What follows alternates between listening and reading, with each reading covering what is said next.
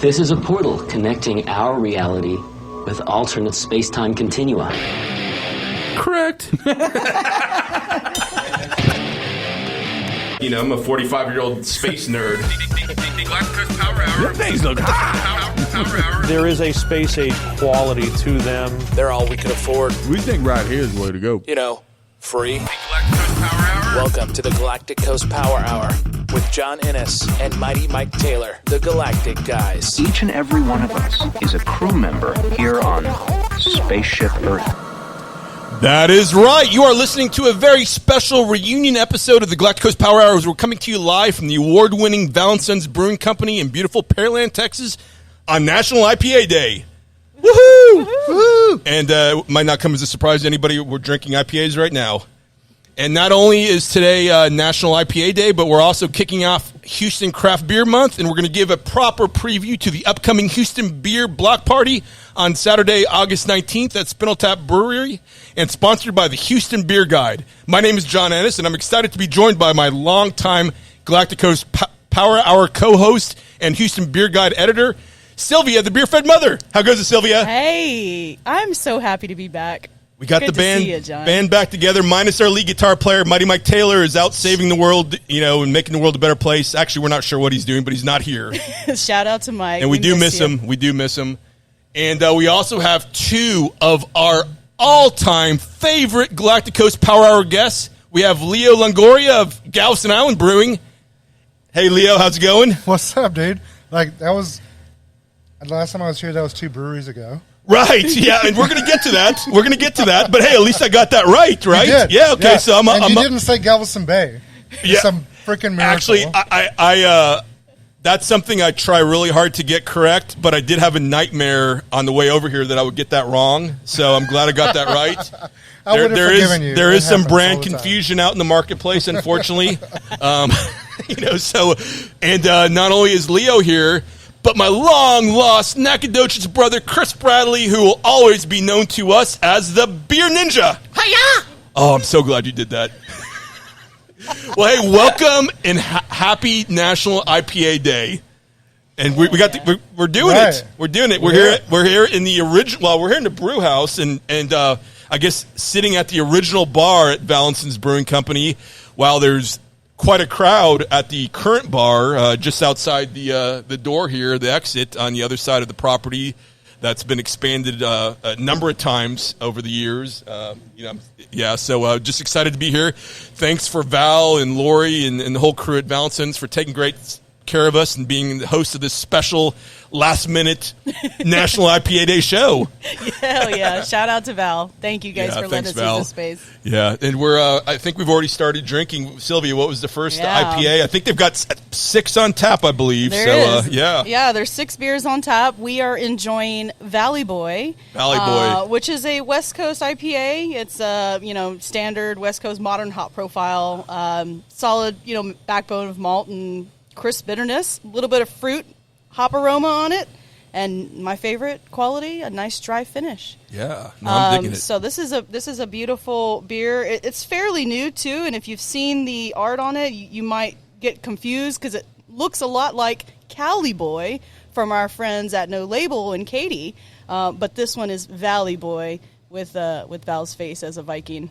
In the beard and all that. And I know Val's been working with the No Label. I mean, there's been some collaboration. I guess this isn't one of them then, I guess. But I know that there's been, I've noticed on social media some collaboration between Val and No Label. Of course, Val's been collaborating with everybody. And we'll get into that, talking about Houston Craft Beer Month and, some things for the Houston Food Bank that Val and some of the other breweries are getting involved with. Some real cool offers to benefit the food bank to celebrate Houston Craft Beer Month. But, okay. Well, Leo, you kind of opened it up, You're at Galveston Island. When I met you, you were at Spindle Tap. Yeah. So you've gone from, as Chris said before the show, from kind of northeast Houston down to as far south as one can go. I mean, we're a block away from the water. You're a block away from drowning. Yes. Yeah. So a block in either direction, even. Yeah, you got the back bay or the Gulf. Yeah. I mean, pick your drowning location. It's a hazardous drive. Every time I go out there, I'm like super careful. I always have my floaties with me. That's probably safe. Just in case. You never know. But you know what? I've been I can't believe it's been so long since I've been on here, man. Like, that was 2 years ago. I've been at Galveston for 2 years now. And Chris was like, man, you have a company car? Like, Galveston must be doing some really great things. Seriously. We are doing great things. I worked for multiple breweries, and I never got a company car. I think it was just in fact, for me. I didn't get reimbursed for gas. I was about to say, our company van was financed by myself. Yeah, yeah, right? Well, I think it was just me. Not to brag, but like Mark, after Mark hired me, he was like, I want you to go buy a Tesla, and we're going to wrap it. Wait, I'm kidding. I was about to say. Okay, I'm about to apply for a new job. How are we with profanity on this show? I figure we're good because Mighty Mike's not here, so the over-under on F-bombs is like -8 right there. Well, I just want to say right now, I'm fucking with y'all. Okay. No. And my first car was a Ford Focus, and I ran that one into the ground my first year and a half at the brewery, and now I'm driving a Ford something or other. Okay. Well, hey, just the fact that you're already on your second company car there means you must be doing something right. I'm driving a lot. Or wrong. I'll just get in the car in the really morning surprising that it's a and second drive around Ford. for 4 hours with no plan, just doing whatever, right? I mean, if you're the one selling the beer, you better have a car. That's true. Sales is a contact sport. It is a contact sport. Absolutely. I love it. But yeah, and we can get into the weeds of Galveston Island later on if y'all want to, but it's Absolutely. been great. Hey, one of my favorite breweries. We'll definitely touch on them for sure. So much respect, and obviously Mark's been on the show before. And of course, I'm acting like the show's been an ongoing thing. I think this is putting an end to almost a 3-year break. But hey, National IPA Day. If there's ever a time to break out the audio gear, today's the day. And here we are. That's right. People like something to celebrate, and what more perfect than their favorite style of beer, right, Chris? That's what I'm talking about. Well, it's a special holiday when the kids are out of school. I meant to do this before the show, but I didn't break it out yet. Oh, he's got the hat. Just for... Oh, he knows I love that. I can't put it over the headphones. That's okay. Nobody can see anyway. That's right. This is radio. I just want to know what it says. Leo's not in on the joke. Oh, make IPA clear again. So Chris first broke this out in an episode back in the original studio at Vinyl Draft Radio, and just picture the Make America Great Again red hat, but picture it green, and instead it says Make IPA Clear Again. Right. And if we all, if anybody's listened to this show, especially the episodes with the Beer Ninja, knows that Chris is not necessarily the biggest fan of the style of beer created by Instagram, which is the hazy IPA. Yeah, well, that's only because that God, I hate that I'm just about to say back in my day, if we made something hazy, it meant we screwed up. Right. Throw it out. Right. We used to try to read, if you couldn't read a newspaper through the glass, something was wrong. I messed it up. Okay, I'm just glad I'm not a spindle type anymore because I would have already clotheslined Chris.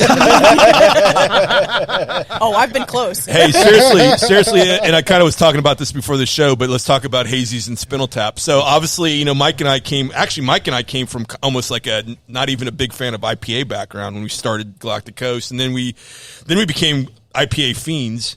And You're welcome. Yeah. Well, and then Sylvia is the one that really got us turned on to the hazies, because it was just so crazy following the excitement and the buzz in Houston, especially with Spindle Tap, with the Houston Haze and all, with the Eventbrite pre-sales, people sending, here, Spindle Tap, take my money and I'll come in 2 weeks and get my beer, and then they crash Eventbrite because it's so successful. People are waiting outside for hours on Friday morning to pick up the beer that they paid for a week and a half ago. And, it really just took the city by storm. And then, and we used to even we had a game called Hazy or Not where I'd have pictures of orange juice and hazy beers and have guests try to guess if they're beer or juice, and we made a lot of fun of it. But I'll be honest, ever since the world changed, I've probably put down more hazy IPAs than any other single style. Actually, there's no doubt, probably 5 times as much. Yeah, and the Heavy Hands is my go-to. Especially now that it's on sale at HEB, man, you can get it for under $10 a 6-pack, which back it was about $15 now it's. So big fan of Spindle Tap, and of course, as we mentioned, they're hosting the Houston Beer Block Party, and we're going to talk more about that, right, Sylvia? Yeah, we got all the details. Right, yeah, well, because you're somewhat involved with that, I believe, right? Yeah. A little bit. I think that's your baby. Well, yeah, there's a backstory to it, which I'll share. But man, what a great time to be alive when folks are lining up at breweries. Man, Right? Can we have that again? Yeah. I know a lot of breweries would really love that. And that's another topic I think I'd like to get into at some point. Maybe we're doing it right now. Is just how just like we had the show kind of taking a break when the world changed. I feel like the world still is different, and we really haven't fully bounced back. I think people were kind of conditioned of, stop, going out less, drinking out less. And, I know from talking to a lot of former, Scene Magazine clients that they still haven't fully recovered. And obviously we've unfortunately lost a lot of our brothers and sisters in brew along the way too. So it is, something that although, Texas, the world's back open, America's back open, Texas was actually back open before most. And we're getting a refill of IPA. We're on to our second IPA. And for those worried about us, we're just taking very responsible samples, like 3 ounces or so, just enough to get a taste. But, back thinking of the Spindle Tap days with the excitement on social media about the pickups and the hazies and all that. Yeah, it would be kind of nice to get back to a little bit more excitement. I don't want to drink after John. Make sure you're not getting the glasses mixed up. That's something I was going to say based on our pre-show conversation, but I won't go there. I was like, I don't know if he's had all his shots. Well, you made it clear earlier you're not scared of having my seconds on some areas, so Let's not open that door. Yeah, okay. But yeah, so and obviously, I guess now is a good time. We actually were we talked about having this show at Saloon Door West, which is obviously the site of the former Backfish Brewing.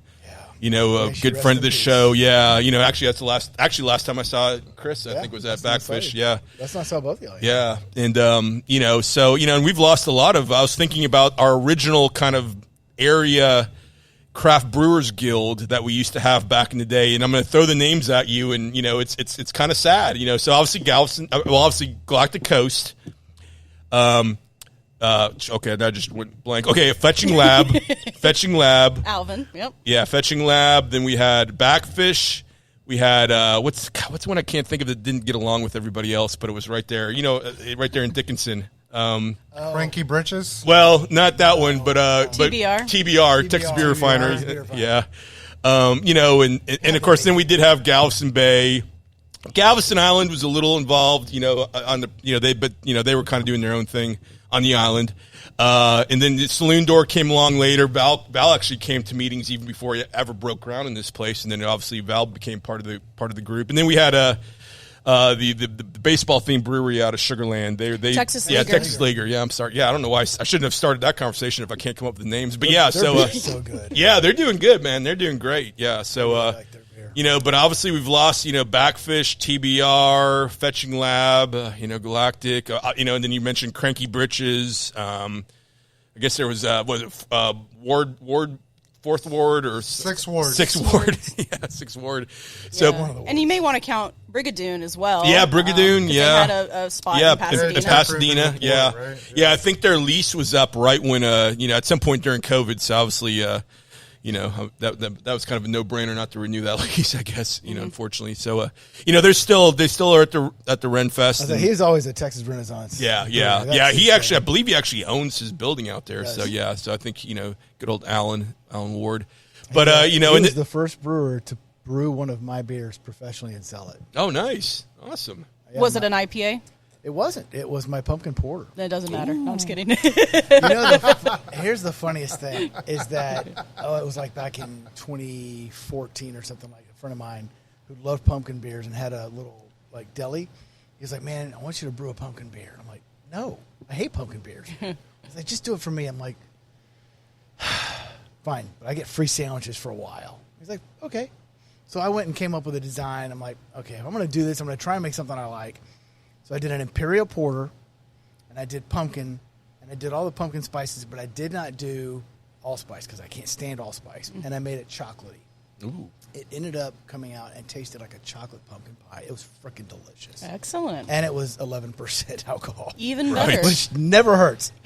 Anyway, Alan tried it and was like, "Bro, this is good." He's like, "I want to make this." I'm like, make it? And he's like, yeah, let's make it at the Renaissance Festival and sell it one week. And I'm like, okay. Boom, there you go. That's pretty cool. And the rest is history. You just reminded me about your crawfish beer that you made back. Oh my God. That was so much fun. People were just like, "You're going to do what?" And I mean, so just so the audience knows, I did not put crawfish in the beer. But I did, God, I got to remember what was my base for that beer? I think I did a Saison base. And in the boil, I used a little bit of crawfish boil, like the Zatarain's like liquid, some Tony Chachere's, lemon, and I used a bag of red potatoes that had been baked and dropped those in there to kind of give that. And this beer ended up tasting so freaking good. Like, it was like, it was supposed to be a joke, but it tasted good. Like, No, it was good. I was like, whoa. That was fun. I used to love to play with beer. Like, I just love making cool stuff like that. Yeah. I mean, it's part of my chef thing. I like playing with my food. Right. I like playing with my beer. It's fun to do. Yeah, speaking of older breweries, that are no longer available, do you guys remember the Mexican IPA from TBR? Yeah. And they used to sell it in growlers at, the grocery store? Kroger's and I remember that. Yeah, and there were plastic growlers, I think, if I remember right. Yeah, I remember. Yeah, good old TBR, man. The beer I remember from them the most, and I loved this beer, was their English mild or brown ale. Okay, it was so freaking good, and I remember it was Lewis. I think Lewis was there. Mm-hmm. Yeah. He was there at the end, I guess. And I remember I was talking to him because it was at. What was the Galveston Beer Festival they used to do? The huge. The Brewmasters. Brewmasters. Yeah. James and I, from What's on Tap, we were doing a thing, and they brought us a bunch of beers, and we were doing a show, and they brought us this brown, and I hadn't had it yet, and I tried it. I was like, oh, my God. This tastes like it's actually supposed to taste. Like, there were just way too many brown ales out there that do not taste right. That beer was fantastic. And I was just like, oh, my God, can I have a six-pack of this? And they gave me one. Nice. Oh, it was so good. Yeah. We need to get Lewis to brew that for Sloondor. That sounds like a great idea. He's still at Sloondor, right? Yeah. He's part owner now, right? Yes, he is. He is a partner. Awesome. Yep. Awesome. He got promoted. Yeah, I think. Did he get a company car? No. Yeah, I know. So it's like I don't know. No, look, there's no question. Ownership, company car. You win. Look, you win. I mean, I don't want to make Lewis feel bad. I told him, man, I was really happy for him. And I didn't want to mention that I had a company car. Too late. He's going to listen to this episode and be like, damn it, Leo. I certainly haven't been drinking Houston beer as long as you guys have. I mean, just by age. Sorry. Brewmasters was probably one of the best beer festivals because, I mean, where else are you going to be able to try a bunch of beers indoors. Yeah. Indoors. Well, Labor Day. Yeah. And they always had a cool concert afterwards. I did marketing for them for many years, and I've got all kinds of funny Brewmaster stories, but the best one was when actually we became, when Galactic we became a brewery, we got pitched by the main lady from Brewmasters to go there. And of course, she didn't realize she's talking to the same guy that's been doing marketing for them for years. And I remember her saying, she goes, yeah, we helped open Carbach because, Carbach, where's that Brewmasters, maybe their first year. So, that's a classic sales technique, right? Like Brewmasters played an important role in Carbach opening, right? But, they did introduce me to a lot of breweries outside of the immediate area that weren't yet distributed down here, like, Ranger Creek, and they had their oatmeal pale ale, really good porter. They had a good oatmeal pale ale. What's the one with Sputnik and all that? Austin. Gosh, names are dropping now. I haven't even. Yeah, what's that one brewery out of Austin that I don't even know if they're still Oasis? Huh? Is that Oasis? Jester King? No. No, not Jester Gosh, King. I should stop doing this. I'm pulling blanks. Real ale? No, no. It's the one that had like the 99 can pack. Remember that? Austin Beer Works. Yeah, Austin Beer Works. Yeah. So but breweries like that had no distribution, in this area, they came to Brewmasters, so that was the first chance to have them, and then of course, they always they had cool concerts afterwards. That's where they had, one year they had Great White and Night Ranger. One year they had Night Ranger. Yeah, Night Ranger. Yeah. Damn. Yeah, and a guy that we were hanging with in the VIP section jumped up on stage and started hitting the drums and got tackled from 4 different directions. But a lot Brewmasters. Always a party. Brewmasters is always fun. Always a great event. And Yeah, and so really enjoyed that. But it's always cool when you can bring in breweries that you wouldn't otherwise get to experience. I remember my first Jester King experience was at the craft beer festival in Austin, and I remember we were all waiting in line for this firkin to be opened or whatever, and the two brothers were there, and they opened it. They took a sample. They looked at each other, and there's like a line a mile long, and I could tell. Well, I wasn't sure now, but looking back after tasting it, they're like, "Oh, we're in trouble because that didn't turn out right." Yeah, and it happens, but it's still great. The Craft Brewers Festival in Austin, great time. That was a fun road trip. But beer festivals are always a good time, which is actually a great way to lead off to Sylvia's upcoming project that we're all excited about and has quite the lineup and live music and breweries and everything. Yeah, this is so Houston Beer Block Party really came out of the idea of we need a celebration to celebrate Houston beer. So, every major city out there, Asheville, Denver, San Diego, all these cities have San Diego. They have beer weeks where they celebrate the city's beer the whole week. There's events, there's all kinds of things going on. It's a celebration of that. And I'm like, why doesn't Houston have this? Well, I come to find out somebody owns a domain for Houston Beer Week. Found out who it was. They wouldn't hand it over. I said, you know what? We don't need this freaking week. We're going to do a month. Because, we're big enough, right? And I'd say we're up to about 80 breweries if you're looking from Conroe down to Galveston, from Brookshire to Beaumont, the whole area, we're about 80 deep. And so we figured, you know what, let's figure out a way to bring these breweries together, celebrate the beer, because, damn, we've got a lot of great beer in the city. And we've got a lot of great people. And for those two things alone, let's just have a party. So August 19th is the second annual Houston Beer Block Party. We're featuring 12 breweries this year, including Spindletap, who's the hosting brewery.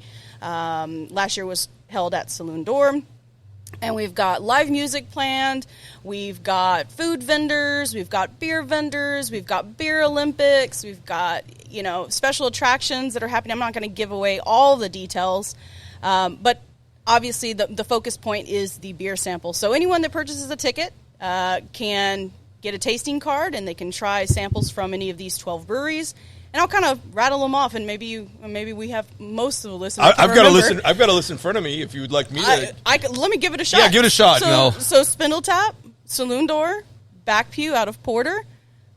We also have Valencin's here in Pearland. We have No Label out of Katy. Those are our 5 VIP breweries that really are the focus point for the event, and the ones that we want to starlight. But we also have Galveston Island coming off the island. Not in focus. We've got Galveston Island. We've got Texas Leaguers coming for the first time. We also have Backyard, which is based out of Dickinson. Former Galactic Coast Brewing Company. That's right, right. So it's got some history.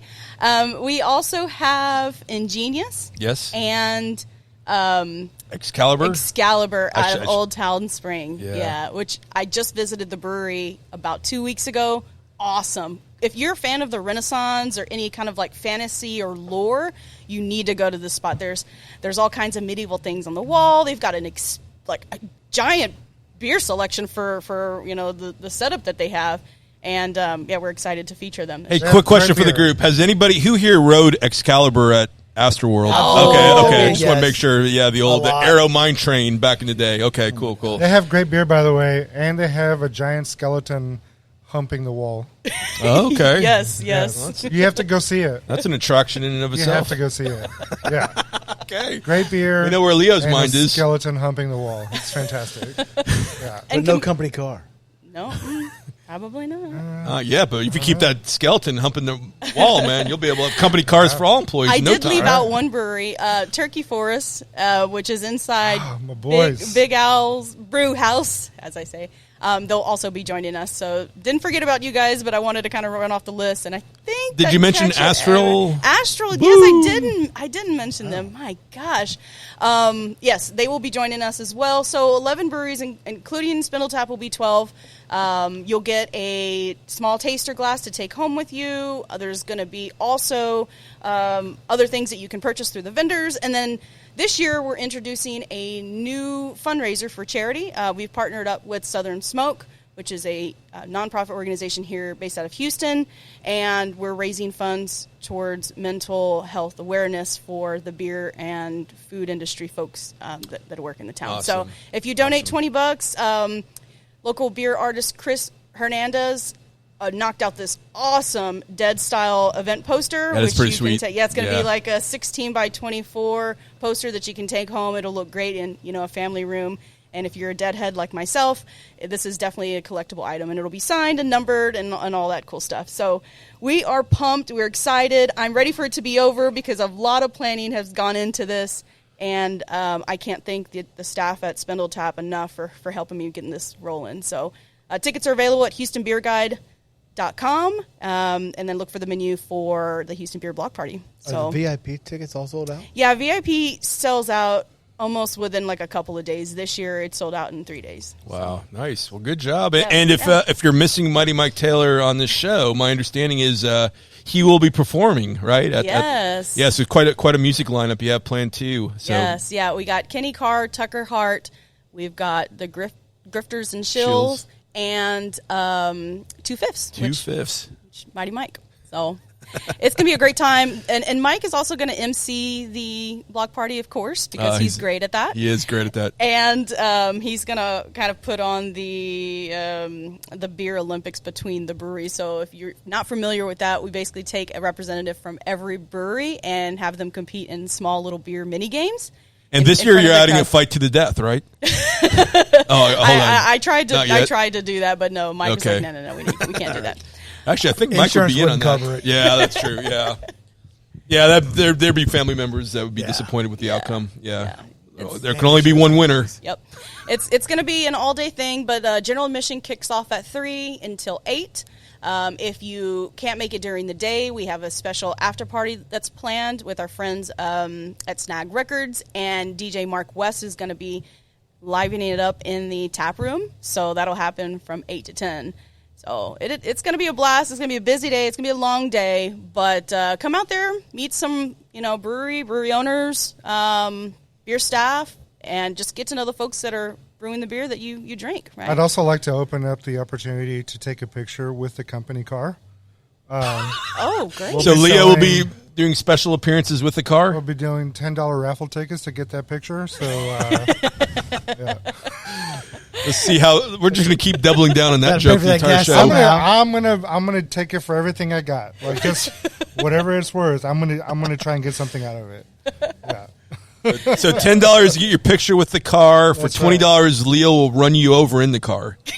Yeah, that's right. Yeah. Okay. $100 for a ride around the block. Yeah. There you go. For $150, will you run over somebody I don't like? Ooh. And does ride around the block, is that code, Leo, or is that literally just riding around the block? It means whatever you want it to mean, okay, John? As long as the money's good? That's right. Okay. Yeah. It's cash only. All right, see, it doesn't have bench seats. I can double down on this joke. So we're on our second beer, but Leo's on his seventh. That's true. We all didn't show up in the same condition. We had bottling day at the brewery today. Enough said. Yeah. I had a bottle, I had 2 cans, and then I went to Strong Arm and had a few beers there, and now I'm here. It's been. Well, we're glad you could join us. Yeah. Me too. Me too. Well, speaking of what we're drinking, we just poured a beer called the Haas. So this is another West Coast style IPA here at Valencin's, named after one of the regulars that's here, Joe Haas, and for Joe Haas Real Estate Company. But yeah, I just want to talk a little bit about this beer. So it's Simcoe and Centennial hops. So obviously very, very clear, the way that Chris likes it. Kind of tropical fruit notes, a little bit of pine towards the end. But yeah, pretty traditional IPA, I think. And there's a little note here on Untappd that says this traditional IPA reminds Val of the IPAs he once enjoyed while stationed in the Air Force in California. So a little backstory to it. But delicious. I love it. 7%, I believe. It's one of my favorites here. It's really good. Yeah. Yeah. It's got a lot of amber color to it, so there's a little bit more malt that kind of gives it some sweetness. That's an underappreciated thing in IPAs, especially here locally. A lot of the more popular IPAs are clear, like they don't have that amber color. But adding a little bit of maltiness really adds a lot of character to an IPA, And I really appreciate it. I appreciate all the stuff. It helps balance out. Balance, For a lot of people, yeah. I mean, we don't really live in a world today where people want that sharp bitterness like we did, 10, 15 Are you years sure? ago. Are you sure? No, I want it. Yeah. I want it. Hopheads, hop bombs. It has been Pallet made. wreckers. It has been made very clear that I am now the old man shouting at the clouds, and I have just decided to own that. Chris, But you're right, Chris. Not everybody wants their eyes to bleed. So yeah, you're right. But the pallet wreckers, the ruinations of the world. Oh my God! That's I wish right. Stone would make Ruination again, like the real original. But yeah, I mean those super bitter, like coming after you, like I love those. But you can't drink those. You can't drink 2 or 3 of those in a row. You need something to help balance it out, and so something that's got a nice malt backbone. Pickle beer. Oh God, I'm just no. kidding. We're not talking about that ridiculous brewery up in Dallas. No, we're talking about Houston beer. We're talking That's about right, Houston beer. Houston. But yeah, having town. something with a little bit more malt character, that helps balance out some of that bitterness. I think it can be a good introduction for people that maybe aren't used to IPA. Well, that's what the hazy kind of brings, right? So you kind of tone down a lot of that abrasiveness on the bitterness, and you got more of the tropical notes instead, making it much more approachable, which is probably why it's the most popular style still. So you're saying it's kind of like an IPA with training wheels? Yeah. Yeah. I don't know. I mean, I get, that a lot of people obviously love that style. Look, I've lost that fight. And I'm okay. I'm True. okay. Yeah, that's true. I'm Even okay. I've transitioned to the other side apparently. So yeah. I'm okay with it. The thing is that I think what's cool about hazy IPAs is that, like new styles should, it has challenged the beer industry to say, okay, what can we really do with this, and how do we really dig into our brewing techniques? How do we approach the way that we hop our beers? I mean, you think about it, I think one of the best examples is Dogfish. They did the 60, 90, 120. Yeah. And for a lot of people, it wasn't just about drinking the beer. It was understanding how beers are hopped. Because what they did was, okay, this one is hopped in the boil for 60 minutes. This one's for 90 minutes. This one, 120 minutes. And now, granted, the ABV does not correlate to the hopping of the beer, but it gave people a chance to understand how beer was made and what adding hops looked like. And so if you did a 90-minute IPA and you added your hops and you boiled them for 90 minutes, you ended up with more bitterness, but you didn't get as much aroma and flavor. Whereas if you did dry hopping or you added the hops late, you get more of that aroma, more of that flavor. And so now with the hazy, you've got people that are doing all kinds of new things, trying to understand, well, if I hop it this way, what does it do? Or if I hop it that way, and it's really expanded the way the beer industry has approached using hops in beer, even to the point that there are some breweries that aren't using it in the boil at all. Yeah. And I mean, that to me is just fascinating. Like chemistry and physics are such a big part of making beer, and for that to work, it's like such. You think about beer's been being made for thousands of years, and are you kidding me? Wait, what? You're not hopping the beer. You're not doing it this way. You're not doing it that way. Like what? Well, and obviously, working. For thousands of years, the beer was based on the water source, right? And that played a big role. And now, of course, we can with chemistry, we can create different types of water. We can recreate Munich water. I mean, that's so I mean, it's really. Yeah, I love that. If you've read the beer books from the BA, you've got the hops, the yeast, the water book. I mean, all those books kind of detail. We couldn't imagine something like that even 20 years ago. People were talking about different like hard water beers that were made, out of Europe, or some of the pilsners that were made out of Europe, like the different water chemistry that that was needed. Guinness for that. and yeah. And I mean, look, when I was brewing, man, my go-to was I wanted to use the same water every time. So it was either like RO water or spring water. Like I wanted the same water chemistry so that I knew I could reproduce the same exact beer every time I made it. Consistency. And I could also know that there's probably not going to be bugs in it. There's not going to be weird chemistry in it because, from week to week, the water you pour out of your faucet in your kitchen, the pH is going to change. Yeah. Well, the pH changes, the beer changes. Yeah. But this is the beautiful thing is you've got breweries like Valencin's and some of these others that have an opportunity, and really I think Spindle Tap is a good example, because when you're making a hazy beer, you've got to pay attention to the pH levels, because how the pH of that beer, how it interacts with the hops matters. Oh, yeah. And I think that is that. So in that respect, I have a lot of, I really find the whole hazy beer trend amazing, because it's challenged brewers to do something different, to come up with, okay, what are we doing? How are we doing it? And how do we do it better? I think that's super cool. Yeah. Yeah, I think, and also just the combination of hazies and social media and how it made things cool. And I feel like it brought the craft beer drinker median age lower, right? I really do, between the hazy and social media, and made it cool again. And I kind of feel like, now I go around the bars and restaurants, and I don't see the dedication to craft like I used to, right? Yeah, I feel like, I used to judge a bar tap wall on how many different sources they used for their. I don't care how many taps you have. You can have 40 taps if you only have 2 distributors filling those 40. That's still great, but give me a guy with 12 taps with 4 self-distributing breweries and 4 different distributors filling those 12 taps, right? And I feel like after the world changed, I feel like we've everything's kind of gone back. I feel like we've lost ground with the craft beer movement, which is sad, because we also had all these people join the craft beer movement, investing in it and opening breweries at a really interesting time and challenging time. Mm-hmm. You mentioned how many breweries in the Houston area? Yeah, about 82, I want to say. Gosh, there's a couple still that are that's crazy. Opening, yeah. When we opened Galactic, the nearest brewery was Budweiser on I-10 and 610, and then this is back when St. Arnold was still over off 290, and then I guess Carbach was just opening, and Buffalo Bayou was just opening, and that was about, and then no Label in Katy, and then we had Conroe, we had Southern Star. What year did you open? 2011. Okay. 2011, yeah. Carbach wasn't there. Yeah, I think we were ahead of Carbach. Obviously, it doesn't matter. Obviously, it doesn't matter who's first. We're using 4-barrel plastic fermenters out of our front pocket, and Carbach was on a whole different level. We built everything ourselves, and started with a 1-barrel system. Eventually, got up to a 7-barrel. It helps when you can open a brewery with millions of dollars. Yeah. Instead of out of your front pocket working other jobs, but yeah.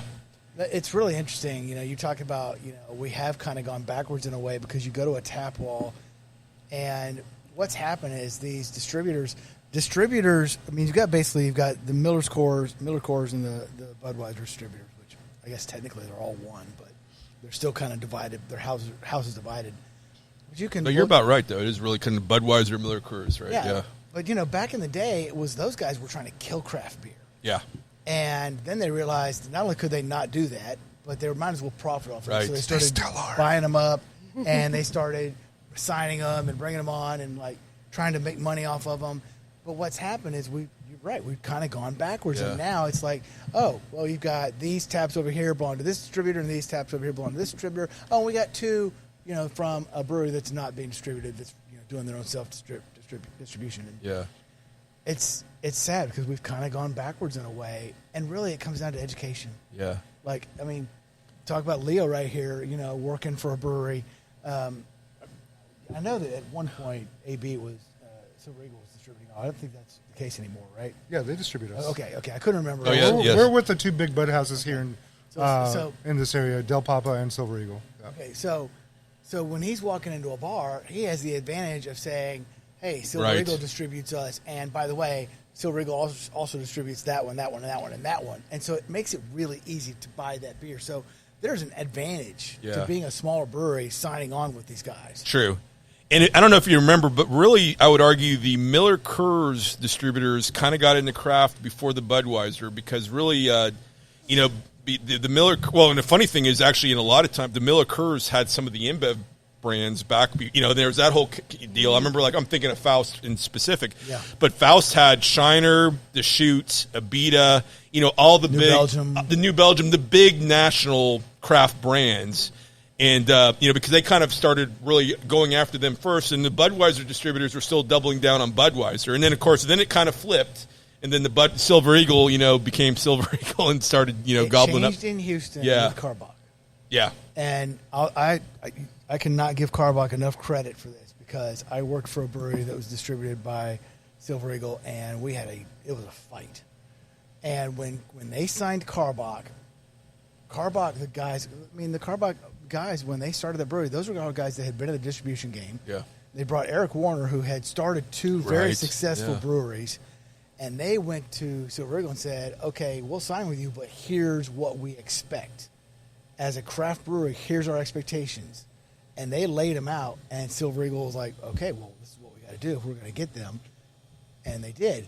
But what happened was it changed the game for Silver Eagle because now they're like going, okay, here's what we got to do to understand craft beer and to really be a part of it and help it grow and make money off it, which obviously making money is the key point there.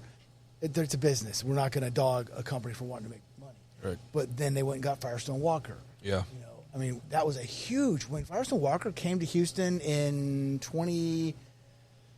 it was a gold rush. All these breweries were rushing into Houston before we got our own craft beer movement going because we were, Texas and especially Houston had been dominated by the big three. Yeah. So there was no local craft beer movement hardly at all. I mean, St. Arnold had been doing all the heavy lifting for years. They were like the tip of the spear of Solo. Yeah. I mean, God bless them, right? But yeah, and then and then all these other out of state brands started rushing into Texas, and then eventually we were able to push a lot of them back out. But the local craft beer, craft beer but now I feel like we're almost kind of back, almost halfway where we used to be, where it's just really now I figure I feel a lot of breweries rely on on-site sales, right? I mean, they're really a bar. They should do. Yeah, that's what they should do. I mean, that's how if you want to start a brewery. And I don't care. If somebody out there listening, if you want to start a brewery, do it like what Valence did. Yeah, this is the model. Do it like this. We're standing in the building that used to be everything about the brewery. It was the brewery, it was the bar, it was the patio, it was everything. And it was open 2 days a week because he was working for Nat. Well, he still is working for Nat. Maybe we're not even supposed to say that. I'm not sure. I know. That's right. Yeah, NASA. Nah. I mean, I'm sure that secret's probably gotten out. Yeah, I think you look at his artwork, you kind of get it. But If you want to build a brewery, own your own backyard. That's how you have to do it. You cannot jump into distribution. You cannot jump into canning. Cannot jump into bottling. You've got to own your backyard, and that's what they're doing. And I mean, I got here to Valence's early today after work, and it was packed. Yeah, I mean, I couldn't find a parking space, and I was like, man, good for them. Mm-hmm. Like, it was awesome. You walk in here, and I mean, like I said, we're in the old brewery, and they've got the tap room on the other side. It's packed. Yeah. Mm-hmm. Outstanding. Because inside, outside, there's music playing. A middleman. He makes his beer. He sells it straight to the public. And that's how he's going to support this brewery. Yeah. And you know what? He's all three tiers in one. He's all 3 tiers. And who knows? I don't know what his expectations are. Back in the day when Ken was starting Sierra Nevada, he didn't have some mind of, I'm going to, have 50 state distribution. He just wanted to make good beer and overhop the hell out of a pale ale and piss everybody off. Yeah. Change the world. And now it's the gold standard. Literally changed the world. It is the gold standard. It's a gold standard, yet I don't know that it's ever won an award. I remember one time talking to one of the reps, it's like it's the gold standard for pale ales. But, I don't know that it's ever won. It's the gold standard for IPA. Yeah. Everybody, when he entered it in the pale ale contest, all the judges were like, hell no, this thing's got way too much hop. Heavy-handed over here. Very. But you think about it, this is what it needs to be. We need to bring back, none of us were alive in, the 20s and 30s, before Prohibition when they had, you had neighborhood breweries, and people would bring their bucket, and they'd go fill up and bring beer. That's what this should be about. So people in Pearland are like, hey, Valence's is my local brewery. That's where I'm going after work. Yeah. People that are, in downtown, they're like, I'm going to St. Arnold or wherever. Kind of the center city, the city center, right? Yeah. Like in Germany, there's a gather, brewery. man. Every little town's got a brewery, right? Yeah. In Germany, they have a brewery on every block the way we have Baptist churches on every block. And guess which one I prefer? Don't get me started on that, man. Which is saying a lot because you're more religious than I am, I believe. So, I love my Lord Jesus, but, you love your beer too. I do love my beer. But anyway, that's we're talking about like how you get a brewery back into that. Like, how do you build that? How do you Yeah, build that that's the community? magic question. That's what everybody wants to know. It's like, how do we transform this industry back to gain that excitement and people are like, oh, it's got to be a style of beer that comes out for hazy IPAs. You know, that's what really kind of jump started it again, and people got really excited. Like, what's next? But I mean, let's just get back to brass tacks here. I mean, ultimately, what it comes down to is, can I come to a place where I feel safe and I feel welcome and my friends are there, and most importantly, is the beer good? Do I enjoy drinking there? Yeah. Go. Bam. And hopefully that's the magic. Hopefully that's the magic formula. I don't know. Forgot one. Ooh, what is it? Company car? Okay, I feel like this joke is officially dead. No, it'll. Nah, I don't think so. I'm Leo, interested to know what you think is the missing I element. Until you apologize. crash that car, it's not dead. And I feel like I lost my train of thought, and it was a joke, but it's kind of true. You might be getting a call from Mark, but you know. I might be. We'll see. Air conditioning, Oh. Yeah, that's. because Yeah, it's hot as the fucking sun. But I feel like the last week hasn't been bad as the previous week. No, right? it's been It's worse. been worse. Okay, It's been okay. worse. Maybe I've Oh just my gotten gosh. used to it. I don't know. You know, Maybe. How'd you do that? when we talk about craft beer, really, we're in the same place we were. Styles are changed. We're in the same place we were 10, 20 years ago. It's about education. All right? If somebody walks into Valence's Brewery and they're with some friends that like Valence's Brewery, but they've never had Valence's beer, all right, I don't know. What do I like? Well, that's up to the bartender to say, okay, well, what flavors do you like? Try this, try that, try this, try that. What do you normally drink? Oh, I like, Miller Lite. Okay. So you like light lagers. Okay. Try this. And find something craft-wise that appeals to something they already like. And next thing you know, you've got somebody that's drinking, lactose-infused IPAs and bourbon barrel imperial stouts. God help those people. Yeah. I know. Then on the other swing, if you walk in, if the bartender's like a hophead and he gives somebody like just a super hopped up IPA, that person won't try craft beer again for 3 months. That's the thing, is you've got to have intelligent bartenders that are like, they can't be like, here's what I like. Right. They've got to be like, what do you Yeah. Mm-hmm. Or Yeah, let me help you what can they find that. handle, or what'll be a good gateway to. And honestly, this is the great thing about beer festivals that we really Yes. never appreciated, is a beer fest would bring out people because they want to come out and they want to just have some fun and drink some beers and listen to music.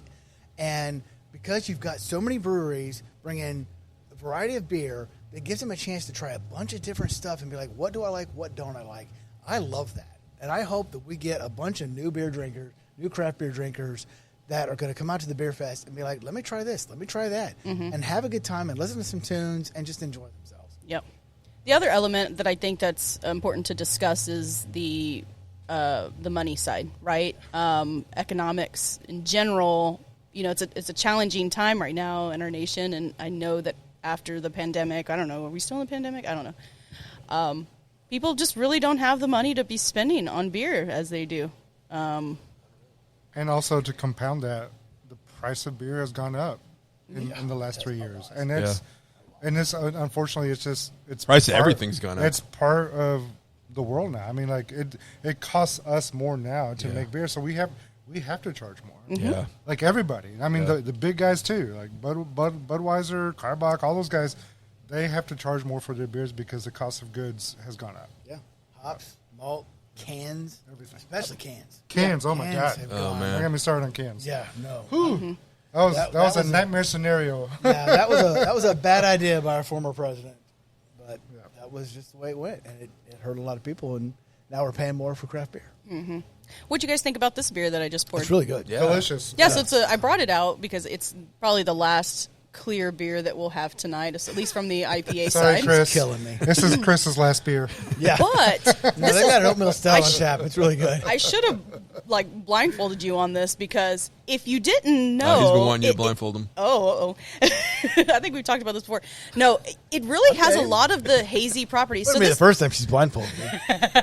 this is Pink Side of the Moon, by the way. Oh. This is a Pacific Oh, this is Northwest IPA from Val.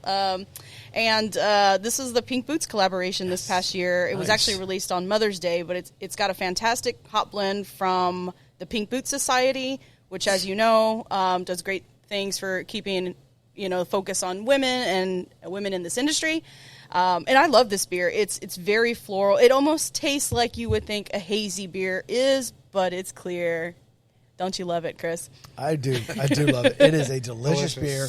Tastes really good. I think it's well hopped, nice and clear. I'm a big fan, and I'm a huge fan of Pink Boots. I am.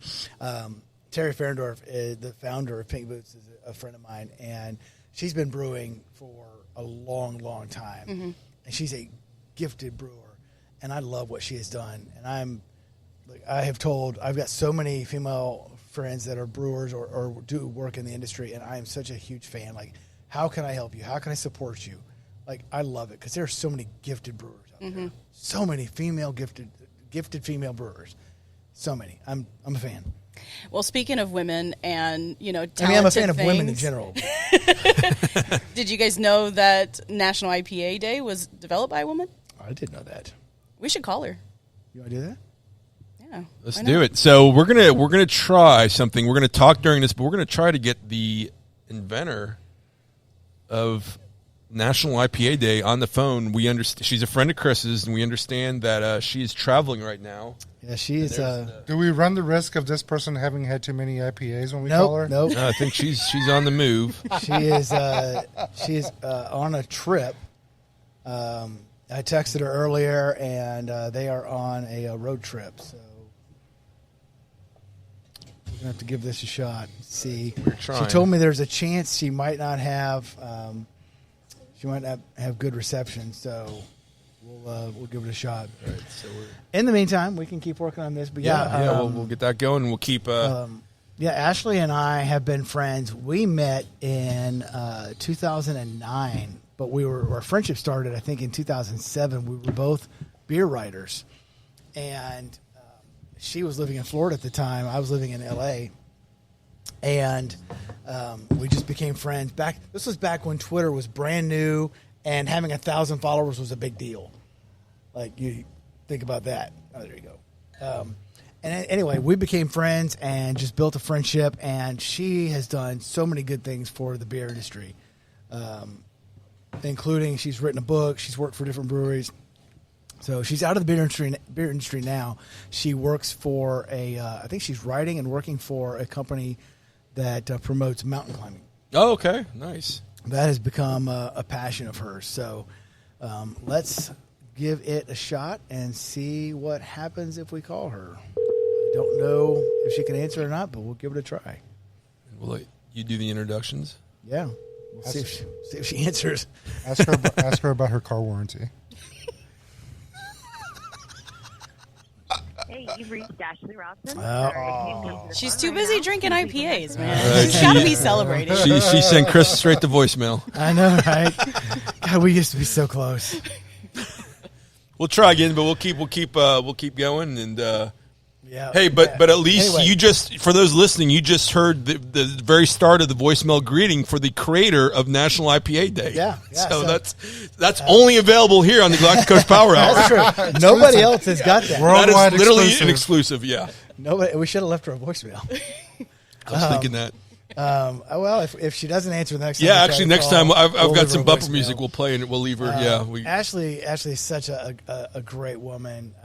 Man, I've enjoyed my friendship with her, but she's passionate about all the things that she gets involved in. So she was passionate about craft beer. She's passionate about food, and she loves helping people. Like, she just really likes to encourage people and help people and be a part of building them up. And so she did a lot of wonderful things for the craft beer industry while she was in it, and it was just fun. Like I miss her. I haven't seen her in a while, and just really happy that things are going well for her. But yeah, this is National IPA Day exists National because of IPA Ashley Day. Routson. Nice. Thank you, Ashley. Yeah, Thanks, thank you. Ashley. Yeah, if it wasn't for her, we would not be doing the show right now, probably. Yeah. Because that was kind of the call to action. Yeah. It would be the pickle beer day show. Yeah, I'm and not really- sure I'd be and as really, excited about that one, Leo. I gotta tell you, I don't think Val's got 6 pickle beers on draft right now. Really excited about pickle beer. I feel like that when she was thinking about starting National IPA, she really wanted to call it National Clear IPA Day. I'm pretty confident that Well, was I'm pretty sure when she started National IPA Day, she There never were no thought, hazies. she never thought that would Yeah. be necessary. We were still throwing that stuff out. It's like, that was a mistake. Dang it. We should have had more foresight. And now it's built a monster that's hosting on You know, Saturday, let me- August 19th, the Let Houston me Beer tell Block Party. Let me tell you my theory about this, because I don't know if I've ever shared this with you, but I have a theory that, because I think people generally agree hazy IPA started up in the Northeast. And I'm convinced.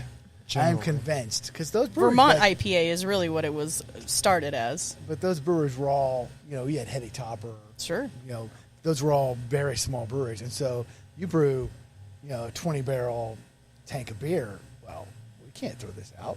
Well, that's too much money. Hetty Topper's not 20 barrels. Well, not now, but back then. We're talking, what was that? Or the Alchemist. I mean, Hetty Topper's the beer, but yeah, the Alchemist. But I mean, back then. So I'm convinced that we have hazy beer today because some brewery made a mistake and was like, we got to sell this. I can't throw this away. And so they packaged it and distributed it, and somebody out Some there, bonehead bought it. I was going to be nicer than that. Some bonehead was like, on the "Dude, Hetty this is Topper good." can, it says drink straight from the can. Because they didn't want you to see it. They didn't want you to see it. Right. That's exactly it. Well, They didn't want who you was to it see that had clarity is overrated on their cans back in the day? I always thought that was like it was like controlling the narrative, right? It was the one with the yellow. It was the yellow can. Oh, is that the Sip of Sunshine? Sip of Sunshine. Lawson's, Sip of Sunshine. Lawson's, yeah. Lawson's liquid. Yeah. Oh my god. And then That's I a good always- beer. I hate that. I love that beer. That's a good beer. I forgot where I was going, so you all, yeah. I was going to say Lone Pint, Yellow Rose. That's a good beer. That was never. It was never a hazy beer. But it was close. It wasn't. Didn't have clarity though. Well, okay, so you got to remember that we back then we defined beers as filtered and unfiltered. Yeah, that's true. Yeah. Like, that's how we thought of Yeah. it. Like we didn't really worry about filtering an IPA. I mean, you wanted some measure of clarity, but like if you're brewing a Kolsch or a Pilsner or something like that, had to be clear. You had to have that clear. There was no room for that to be hazy or unfiltered. Everything else, it was like, we're going to filter it, but it's going to have a little bit of haze to it because it's unfiltered. Right. I love getting Chris riled up all about all this. Beer Ninja. I know. See, now I know why she brings me on. It used to be I thought she just really liked me and was like, oh, Chris, you're such a great guy. Now we know. You are a great guy, and I want to thank you a lot for being a part of the Houston Beer Block Party. We didn't even mention you and your role for the festival. That's Chris right. will be hosting the VIP panel, so we'll be interviewing 5 brewers or owners, and we'll be trying some beer in this session, talking beer, chatting industry, chatting, all topics really. And also this year for the VIPs, we're going to be featuring a little special food pairing, which I know that's your forte. That's what you love. You love to eat, you love to drink. I love to cook, I love to eat, I love to drink, I love it all. Yeah. I'm a big fan, and I mean, I did this for so many years. I would teach food and beer pairing, food and wine pairing. I used to love that, and I still do, because people don't understand, if you think about pairing food with something, I think most people just kind of go to wine because it's just very common. But here's the simple question. What's easier to pair something with? Food with bread or food with grapes? Bread. Yeah, because it's more neutral. Yeah. Boom. And so that's Solid point. When I try to help people understand what does pairing food with beer look like, think about I'm pairing it with different kinds of bread. Alcoholic bread, but bread nonetheless. Pumpernickel. What's the best food to pair with pickled bread? Give me your keys. Chris is taking that company car home. I'm going to run him over. I am sorry. That'll cost you $20. Yeah, right. Hey, that's $20 well spent right there. Mark, very sorry about that. And the walk-in cooler is working hard right now. If you hear a little background noise, that's there's a lot of very valuable, tasty beer that we're keeping at temperature right next to us, feet away from us. So so there's a little noise. We're in an operating brewery right now. Mm-hmm. Yep. So speaking of delicious beer, we're on our 4th tasting of the evening. This is Spa Day IPA. It's a collaboration between No Label Brewery and Katie. That's right. Yeah, I knew there was a No Label collaboration. Made famous by Matt. Yeah, that's right. That has to be one of the best images for a beer collaboration I've ever seen. And if you're not aware of what I'm talking about, you need to go to the interwebs and find out. Like, how can people Or you find can go that? to No Label and go to the women's restroom because there's a large image of Matt, my boyfriend, who we entered a competition. It was a social media competition. It was like, have the best Spa Day inspired photo. And I'm like, get in this tub. And I have not seen it. Oh, it's great. I'll show it to you. But this is a fantastic hazy IPA. I thought they did a great job with it. Hits all the notes. And, yeah, it's fantastic. I really enjoyed this one. Spa Day IPA. Yeah, no, this is great. Ashley just texted me back, and she said that we can try it. Yeah, let's do it. Let's talk to her. I think you're still connected. I think you're maybe. Yeah, I got a light on. She's going to try it. Definitely got to hear the story about how this came about. Absolutely. Oh, yeah. Very exciting development. That's the only reason why I haven't left. All right. Leo's holding it over here. In his company car. Well, the real reason is because... Okay, we'll get there.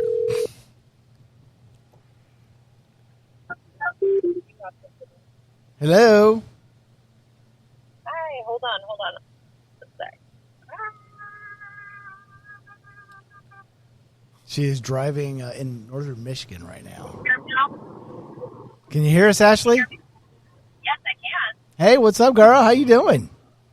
I'm doing all right. How are you doing? I'm doing good. We are hanging out in Houston, sweating our tails off. Well, we're in air conditioning now, but it's hot as hell down here. And I am with some friends of mine. We're doing a podcast for IPA Day. And we were talking about the origins of IPA Day. And I'm like, well, I happen to know the woman who started it. Like, name drop. And I was like, let me text her and see if she's free. And so here you are. And so I've got We've got John, we've got Sylvia, and we've got Leo. Hey, Ashley, it's an honor to talk to you. You know, we're here doing a special National IPA Day, and then Chris lets us know he knows the person behind National IPA Day. Awesome. Well, I hate to brag, but it's 67 degrees where I am. Oh, all right. Well, you're one up on us for sure there. Sounds really good. Yeah. We'd all like to be there. Anyway, Ashley, I think really we don't want to keep you too long, but we'd love to hear just kind of how, the idea for starting National IPA came about. Like, what did that look like, back then? And, how did you make this happen? All right, so the internet was different back then. It was way smaller. Less people were on Twitter. The celebrities hadn't even really hit it yet. I think Ashton Kutcher made a big deal about hitting 1 million followers, but for the most part, Twitter wasn't monetized. There were no rules. Like, most people used it as a chat room. And all of my friends in the early days were wine industry friends, and the wine blogger community was way more organized than we were as beer bloggers. And they had started a hashtag. This was like early days of hashtags. Like, we were just trying to figure out how to use them and how to make them trend and everything. And the wine industry decided to do Cabernet Day, right? They picked what they thought was the most popular wine style out there, something that would resonate with most people, and most people could go and buy a bottle of and celebrate. And so that was their first, international celebration of a beverage. And I watched my friends in the wine industry do it, and I took part in it. And I was like, you know what? Beer is way cooler than wine. Yeah. And it's like way more accessible. It's way more accessible. It's way more affordable. It's one of those things that like the everyday person drinks, whereas like wine tends to be a little bit more highbrow and it's a different class of economic status, right? So I was like, well, if we're gonna do it, we have to pick the most popular style of craft beer. And at the time, and I think still today, it's the IPA, right? That's something that almost every single brewery had one. Every state could find one. Because obviously we're going to do the domestic filter, right, or domestic water, because that's the most common beer that you can find. But I wanted to do something that was accessible, easy to find. Every brewery feels like they can participate in. And then I did all of the behind-the-scenes legwork. I reached out to a bunch of breweries, and I had all the contacts, right? I found all of the brewery contacts on the social media accounts that I could, and then I reached out to my fellow beer blogging community, and then any influencer that was excited about beer, and I coordinated a tweet that would go out at the exact same time. I think it was like 10 a.m. or whatever. Nobody had any idea that we were doing this, and so like we all coordinated. I think it was like 50 breweries, like 20 bloggers, a couple of other personalities to post the same tweet at the same time, and the Brewers Association we had a whole link history of the IPA. I'm excited to celebrate it. We had all set up to go live at 10 a.m. and then boom, we blasted the internet and the hashtag went viral, and then everyone was like super stoked. IPA Day was only like a couple weeks after that, and once IPA Day hit, we watched that hashtag blow up from all around the world. Once midnight hit, and like it trended that first year in 6 different countries, I think. And it was like, wow, we didn't even expect Brazil to celebrate, but Brazil was one of the highest trending countries. Wow. And we realized that, like, like we just figured out a way to use the internet in a way that people weren't using it at the time, and figured out how to go viral really fast behind the scenes, and everybody could coordinate. It was all about camaraderie. There was no competition, it wasn't who was the best IPA maker, who was the best brewery. It was everybody can participate. We did give enough breweries and like bars and all those social media accounts plenty of time to prepare for the actual day. But yeah, I mean, it took a village to get there. But yeah, it was. And what year was that? It was inspired by the wine. It was 2010. So we're 15 years old now, so. What year was that? That was 2011 or 2012? 2010. That was 2010. Oh, wow. God, Nice. Yeah. I'm not that So old. we're talking, I was just a wee lad. early Twitter. Yeah. Well, Twitter was only a couple of years old, so hashtags before it started. That's right. Yeah, I was telling them a little bit of our background, how we were kind of the early influencers for craft beer, and there weren't that many of us. No. And there was just like we could all get in a room together, and that was it. Yeah. Oh, it was a big deal. I think it was in 2009 that we all did at GABF. We're like, okay, if you're a beer influencer, let's all meet at GABF in 2009 in Denver. And I mean, I don't remember how many people were there, but that was really cool. So did it transform just for the date in particular? Like, did you get to pick the first Thursday, or was it originally a set date? No, it was the first Thursday. Okay. All right. First Thursday August. There was all sorts of reasoning behind it because we were tracking. So what day of the week is most popular? Well, usually by Friday, Saturday, Sunday, people weren't using social media as frequently as they usually do. So like social media at that point, I mean, it's changed like dramatically, but like for the most part, Monday through Thursday, a lot of people were using social media during working hours. And then like you see social media usage drop off by Friday, Saturday, Sunday.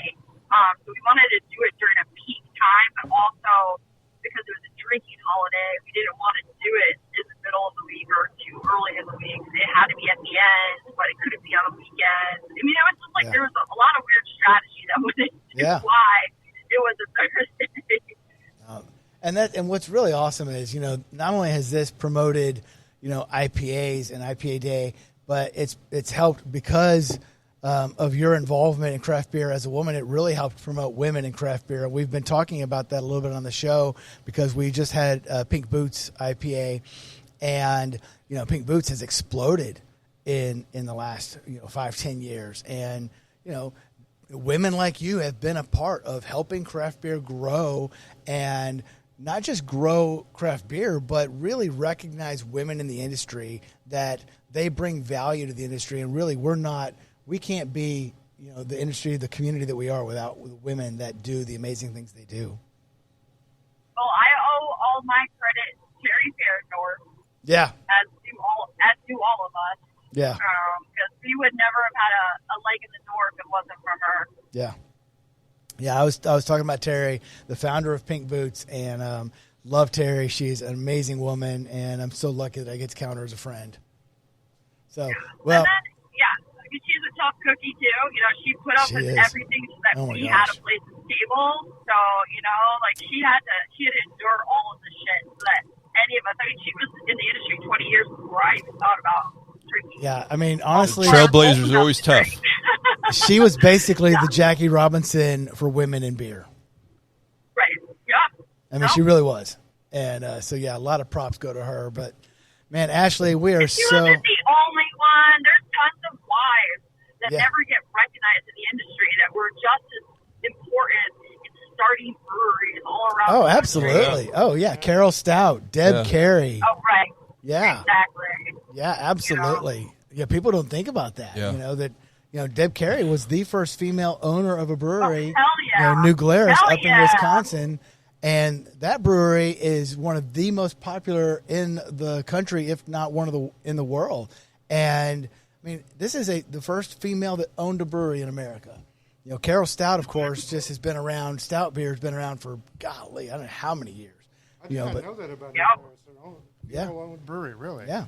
That's well, awesome. I mean, husband wife. It's Deb and Dan Carey, but she started the brewery. Yeah.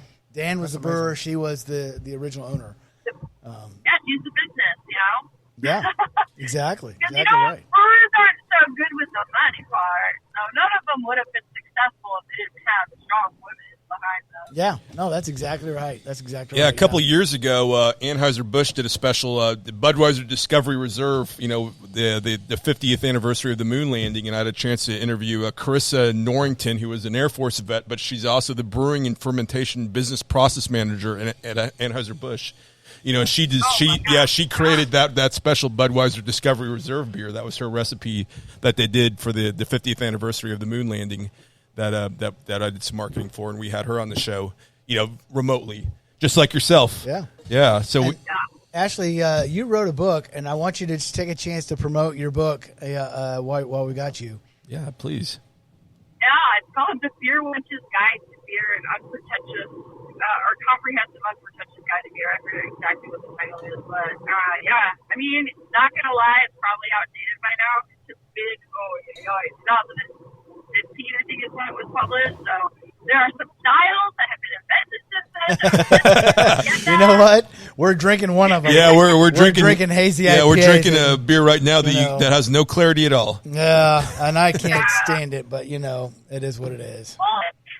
The style built by Instagram. Pliny for IPA, and it still is the end of time, and it is the clearest motherfucking IPA ever invented. Yep. And, there is something to be said about extraordinary filtration. And I do understand why Lagunitas is an interesting brewery, because that's where I really understood filtration was from them. Because they actually didn't have let's put this in layman's terms. They didn't have as tight of a filtration as most breweries did. They allowed larger particles to go through the filtration, which meant that, of course, yeast could go through if it still existed, because they actually did want some hop particles to be in there, because they wanted that for the flavor component, and they weren't as concerned about clarity. Yeah. So it really just comes down to the brewmaster of what their desired end product is. But there is something to be said for a perfectly clear, brilliant beer. It is just gorgeous glass. Right. Amen. Brilliance. Preach. Preach. And the hazy beers, they always make me think, something's wrong. Is this the bottom of the keg? I don't know. Yes. Thank you for reinforcing what I've been telling everybody all along. And Ashley, real quick, this is Leo, by the way. I work for Galveston Island Brewing down here. When you mentioned your book, I was like, I've heard of this book, and I just looked it up, and I'm like, I know her. That's the Beer Wench. It's the Beer Wench. And I literally just put your book in my cart because I had a copy and I lost it. So now I'm going to rebuy another copy of it. Yeah, so I'm having like a fanboy moment right now. Nice. That's awesome. Oh, Thank you. My old soul appreciates that because I feel like sometimes that I am irrelevant these days. Nope. No, not at all. Not at all. Not at all. Not at all. You know what? I don't work in the industry anymore either, and you've moved on to different things. But we all have our place in, especially the early years of craft beer, and certainly you do as one of the founding members, and just different things you did with social media and women in beer. So you're always going to have that. You're always going to have that place. And you shall be celebrated on the first Thursday of August every year. That's true. Thank you. Yeah. I appreciate that. I appreciate that people still remember. So thank you. It's very heartwarming. Well, Ashley, I also want to say one thing. Yeah. Chris, you know her too. I would not have been who I am today without Julia Hurst. oh yeah, absolutely. She's the one who gave me the writing opportunities that put me on track to write a book. She used to be a key member of the Brewers Association. She was truly, besides Gary, she was one of those female trailblazers that really made so women could be in the industry. So just want to shout out to her because she is everything. Yeah, absolutely. Julia's one of my closest friends, and she is an amazing woman, and definitely one of those people, just like Ashley's talking about, one of the women that really blazed a trail for other women in beer. So, Ashley, it sounds like we might have lost you, but we're going to let you go. And thank you so much for being on the show. Love you, girl. And hopefully we'll get to catch up soon. And, thanks for IPA Day. Thank you, Ashley. Thank you. Cheers. Love you guys. Thank you. Safe travels. I understand you're driving. Yep, safe travels. Talk to you later. Thank you so much. Bye. Bye. Man, that was awesome. That was awesome. Cool. Man, Oh we my pulled it gosh. off. I have not talked to her in a while. That is It's been a fantastic. while since Leo, this is the most excited Leo's been I'm since. giddy. Yeah. I'm giddy right now. Not It's sure. like at first. IPA? Hey, look, he went it's 5 minutes exciting. without talking about his car. It was hard. It was very difficult. Yeah. But I would rather talk about Ashley all day. I mean, she's great. And it's funny because she was really huge on Instagram for a long time. Oh, huge. And her posts are great. She's very knowledgeable about beer, and she made that book, and I was like, well, I want to get that book, and I bought it, and I don't know what happened to it. I lost it, and so now I just put it in my Amazon cart. We'll put a link to the book on Amazon in the somewhere on social media. Yeah, paperback is only less than $10. Yeah, boom. Yeah. Very Easy, cool. easy. Yeah, Hopefully Ashley gets some of that. she I'm should. sure she will. I'm sure she will. Yeah, I'm sure she will. Amazon's pretty good about that. Yeah. Yeah, no, they're really good. Yeah, that was really great. No, good get, Chris. Way to go, man. That was awesome. I feel like Chris is trying to overclout me with the people that he knows. And we've been talking about my car this whole time, and he's like, "Well, yeah, well, check this out, dude. I know people that you don't know." Okay, let me and I tell tell you what, I'm gonna give it to him. Let me That's tell you. way better than having a company car. I'm gonna double up on him. Okay, let's do it. One of my favorite, talk about being a fanboy, favorite moments back when I was still homebrewing. I still homebrew, but more before other brewing opportunities. I brewed a smoked IPA, and I remember talking to Charlie Papazian, founder of the Brewers Association. And we Ooh, were I'm getting hot. This would have been this would have been like 09, 010, 10. And I told him, I was like, I want to brew a smoked IPA. And he's like, I don't think that'll work. He's like, I think the smoke characteristic of the beer will really combat the hop characteristic of the beer, and I don't think you'll be able to do it. And I just was like, I'm going to do it. I'm going to make it happen. And that would have been in CBC, I think it was 2010, 2011. It was 2011. It was CBC 2011 because I was in the spring. So I went out, I went home, I brewed the beer. It came out really good. And I took it to Savor, which was in Washington, D.C. I took a couple of bottles with me to Savor in D.C. and saw Charlie at Savor, and I cracked a bottle open. I was like, I brewed the beer you didn't think I could brew, and I want you to try it. And so he tried it, and he was like, damn, this is good. He's like, I can't believe you made these flavors work. And And I was just like, done. Like, Jesus, take me Right. home now. I've arrived. Charlie Papazian, the founder of the Brewers Association, just said that not only did I brew a difficult style, but it was good. Like, Nice. I'm done. Victory. Take me Good home. job. Very That's awesome. Yeah. Now, I've had a smoked beer before. I'm trying to think. Oh, there's tons. Yeah, of I guess now. Rausch beer is a style. Yeah, it's Rausch okay. beer is a style, Yeah. but smoked IPA. Yeah, I haven't had that. And Yeah. let me just be honest here. The only stupidest reason that I wanted to brew this beer is I wanted to brew a SIPA. That's IPA. A SIPA. A SIPA. Yeah, Smoked SIPA. IPA, Smoked SIPA. IPA. That was Look the at that. only reason I was like, Marketing. Coming That's out with new styles marketing already. right there. I was like, what's that? It's a SIPA. Hey, what? I need A you to SIPA? talk to Amy and the team and to make a hazy SIPA. Oh, I'm sure they'll love that. We got the smoke shack out back. We can probably Hazy make it SIPA, happen. baby. There we go. I was so proud of it. But it's the stupidest thing. But this is how brewers come up with stuff. Mm-hmm. It's like, you know what? You just, hey, let's try this. Oh, my Yeah. God, that was good. Let's do that. Yeah. Ooh, milkshake SIPA. Damn. Oh, man. Okay. Leo, I'm paying $20.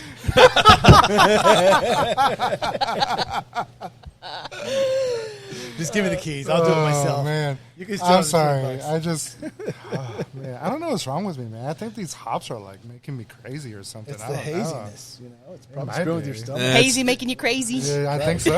I think so. I would argue it started before the hazies, but you know. Well, Yeah. I mean, you know. Speaking of hazies, we got another great one. Right, in front of man. us. That What was. is I this? enjoyed that. Good. So this is a EVA Okay. Mission 3. Space themed. Absolutely. Double hazy. Definitely loaded with pineapple, guava, passion fruit notes. You can get that pineapple like. Oh, Yeah, this yeah. is the one I was excited about today. Yep. All right, so Low I'm gonna- bitterness, nice creamy mouthfeel, just how you want. I'm going to say something you're not ready for me to say. This is good. Excellent.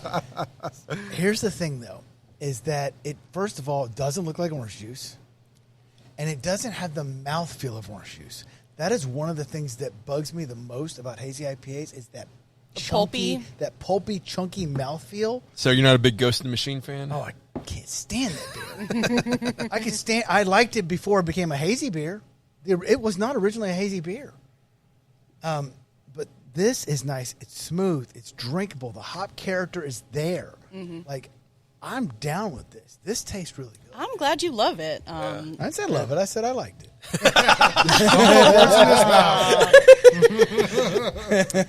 Well, I'm Hey, glad look, you like it. Hey, look, for me to like a hazy beer, that's equal to big words. That's true. Yeah. So, yeah, this is tasty. I really enjoy this. What's this called? EVA Mission 3 Double Hazy New England IPA. Okay. Loads of citrus and tropical aromas like pineapple, guava, passion fruit, and coconut are followed by big tropical fruit flavors and a pleasing, soft, creamy mouthful. I agree. Mouthfeel with very little bitterness. Yeah, actually, it was not bitter at all. Yeah, I mean, I think it's got an appropriate amount of bitterness. It's for an IPA drinker, the bitterness that we want. I mean, and I say, I guess for IPA drinker, for an old school or for a West Coast IPA drinker that likes that bitterness, I think it's there. But it is. It's smooth, and the mouthfeel is nice, and the aroma is nice. Yeah, I think this is a well-made beer. So Absolutely. And we just got another one. Oh, yeah. I know she's not hesitant on the pours. I She like her. is, She's a good bartender. Hey, while Yes. we're I got to pass you my glass, don't I? So while we're kind of enjoying these beers here at Valencin's, I want to talk about a special promotion that's going on. It's a partnership with True Anomaly, No Label, Valencin's, and possibly other breweries. But and this is throughout the month of August, Houston Craft Beer Month. You buy a round tin tacker, a pint, and a sticker for just $25, and the best part is a portion of the proceeds go directly to the Houston Food Bank. And I think I know that I think actually we're getting close to closing. If I can't get one tonight, which I may not be able to, I guess probably is it wrapping up outside or? But anyway, yeah. I'm definitely game for one of those because Val's got some really cool tin tackers. Yeah, every brewery has their own package deal that they're selling for $25. Okay, is that it? Okay, Yeah, so okay. they make their own, deal for $25. So I know like Spindle Tap, you can get I think it's 2 pours and a 6-pack to go. Val's got the tin tacker and beer, the pint right? and a sticker, yeah. So if you visit any of these, I believe they're up to 12 breweries now. Oh, nice. Okay. Each one is featuring a different thing, and some of the proceeds for that package will go back to the food bank, as you mentioned. So okay, so the tin tacker, the pint, and the sticker may just be exclusive to Val & Sons, That's but correct. there is some kind of special $25 deal that's benefiting the Houston Food Bank at a number of breweries, including Val & Sons, True Anomaly, No Label, and probably, as you said, up to a bunch of others. Yep. Excellent. Michael over at True Anomaly, I guess, kicked this off, and there was a press release that I saw about it. But yeah, I think they're up to 12 breweries. If you go to the website, you can kind of see all the list of the breweries. I don't know if the website's on there, but it's like Houston Craft Beer Week or something like that. Okay, cool. But Awesome. yeah, it's a great way to support local. And get some signage, get some swag, or maybe some beer, depending on what the various breweries are offering. That's right. Yeah, yep, that's right. And you're helping out the Houston Food Bank. Yeah, that's if awesome. You have a little space where you do your craft beer stuff, like your storage or your bar or whatever. That's how to decorate it. Or in my case, the International Pints and Paddles Training Center, which is my garage. Very nice. Which I was scared recently because 2 of the tin tackers I have are from Anchor. Oh, but I guess maybe I get to keep them. I would fly them anyway. I don't care if it goes away. But man, that's like one of the granddaddies of them all, man. One of the, a buddy of mine found some 6-packs of Christmas ale the other day. Oh yeah, really? Oh. Man, for every year for years, I would that was that one and the Sierra Nevada, yeah, Fresh Hop or Fresh Hop. Well, Fresh Hop is more recent, but even going before then, I mean, the Sierra Nevada and the Anchor were the 2 Christmas beers I would always go out and hunt for. Yep. Yeah, I was able to find just the Anchor Steam.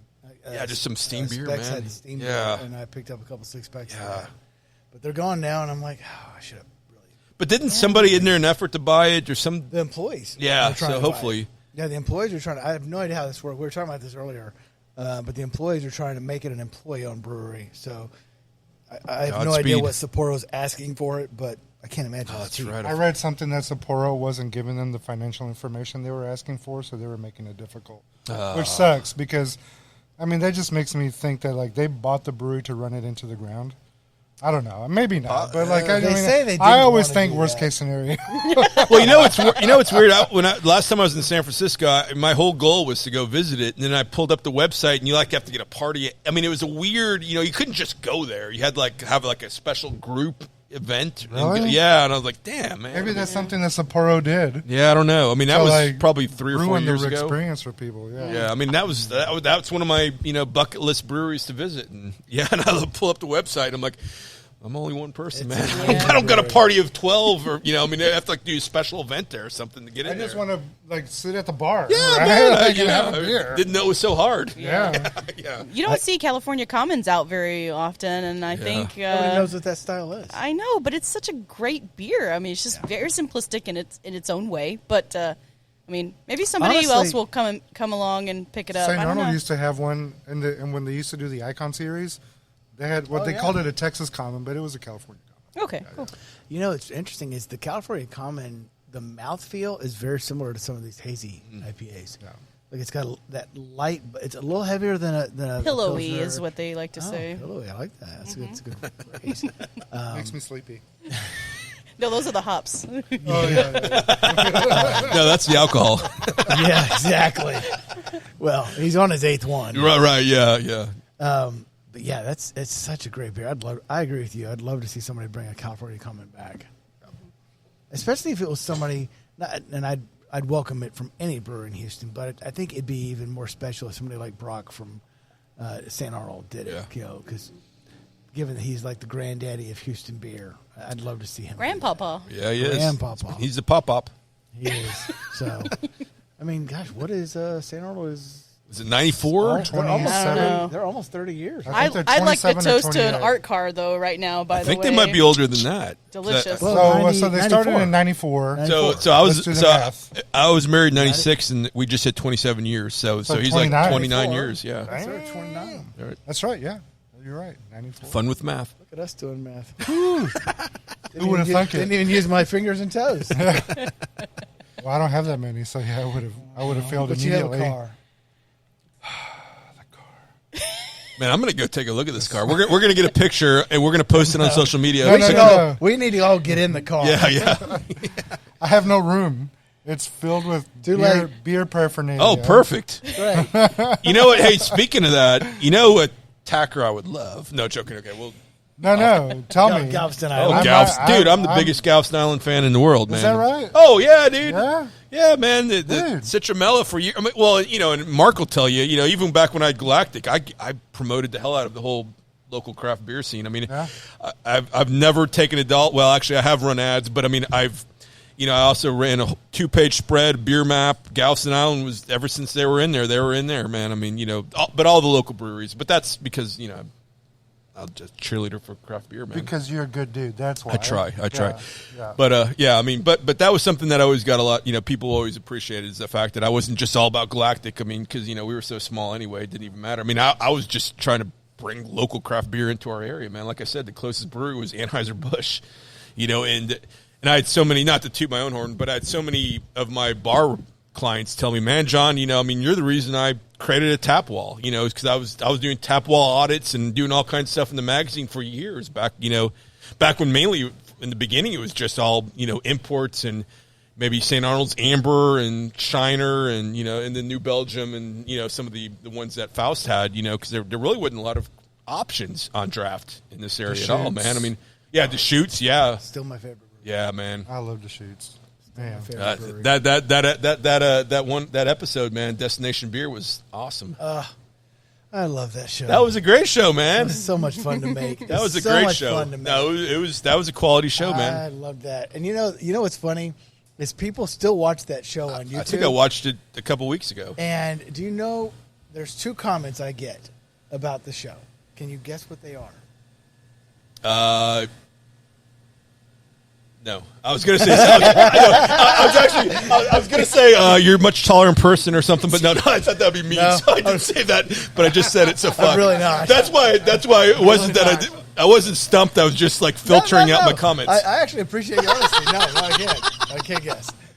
The funniest thing is the 2 comments I get are the first comment is always the same. It's always, man, that was a really fun show to watch. Yeah. But the part that people seem to enjoy the most was at the end. We included a clip of me falling on my ass snowboarding, and people were like, "That was so hilarious." I'm like, "Yeah, that hurt." That was a fun show. I really wish we could have got the funding to keep that show going. Yeah, that was quality, man. I had breweries lined up. Yeah, but we just didn't have the funding. Yeah. So, yeah, Deschutes is a great beer, great brewery. Yeah, You know what's also a great beer? This beer we're drinking. Yeah. Oh, look at her with the segue. Yeah, my glass is empty. Is she a professional or what? What are we drinking? Yeah, what is that? This is an Imperial Tropical Hazy IPA Okay. with mango and pineapple. Yeah, the mango and the pineapples really are coming out strong. Chris's new favorite beer. That's right. What's this one called, Sylvia? It's just labeled that. Okay. Boom. Imperial Tropical Hazy IPA with that works for me. pineapple What's the and ABV mango. on this Imperial? If we're following the rules, it's probably 9%, but I don't Imperial. know. I'll look it up. Yeah. This is another one of those things, and John probably remembers this from back in the days. The argument between what's a double IPA, what's an Imperial IPA. Yeah. People used to really fight about this. It's like, yo, relax. It's They're the same damn thing. It's the same thing. It's just different language. What's the difference between a porter and a stout? Oh, no. Oh, here we go. I mean, we're coming to blows. Okay, first of all, there is a difference. I know there is. There's a malt difference. There's a hop difference. A big hop difference. 9%. 9%. Okay. Wow. 9%.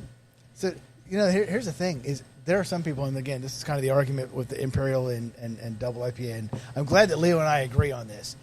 But there are people that would say that if it's a 9%, it's an Imperial, because double only goes up to 8%. And I'm like, stop it. Bullshit. I'm with Leo on this. Stop it. Just stop. Stop it. Like, y'all are taking the fun out of craft beer. Stop it. Yeah, that's the element, right? Don't take the fun away, right? Just let us enjoy drinking craft beer. And, which, by the way, is why I mean, I'll sit there and I'll shout at the clouds about hazy IPAs, but I don't care. Drink what you like. That's right. If you like lactose-infused crappy IPAs, then drink them. Right. Drink them to your heart's Absolutely. content. Drink what you enjoy. And enjoy all those farts the next morning. Yeah, that's fine. That's the best part of those beers.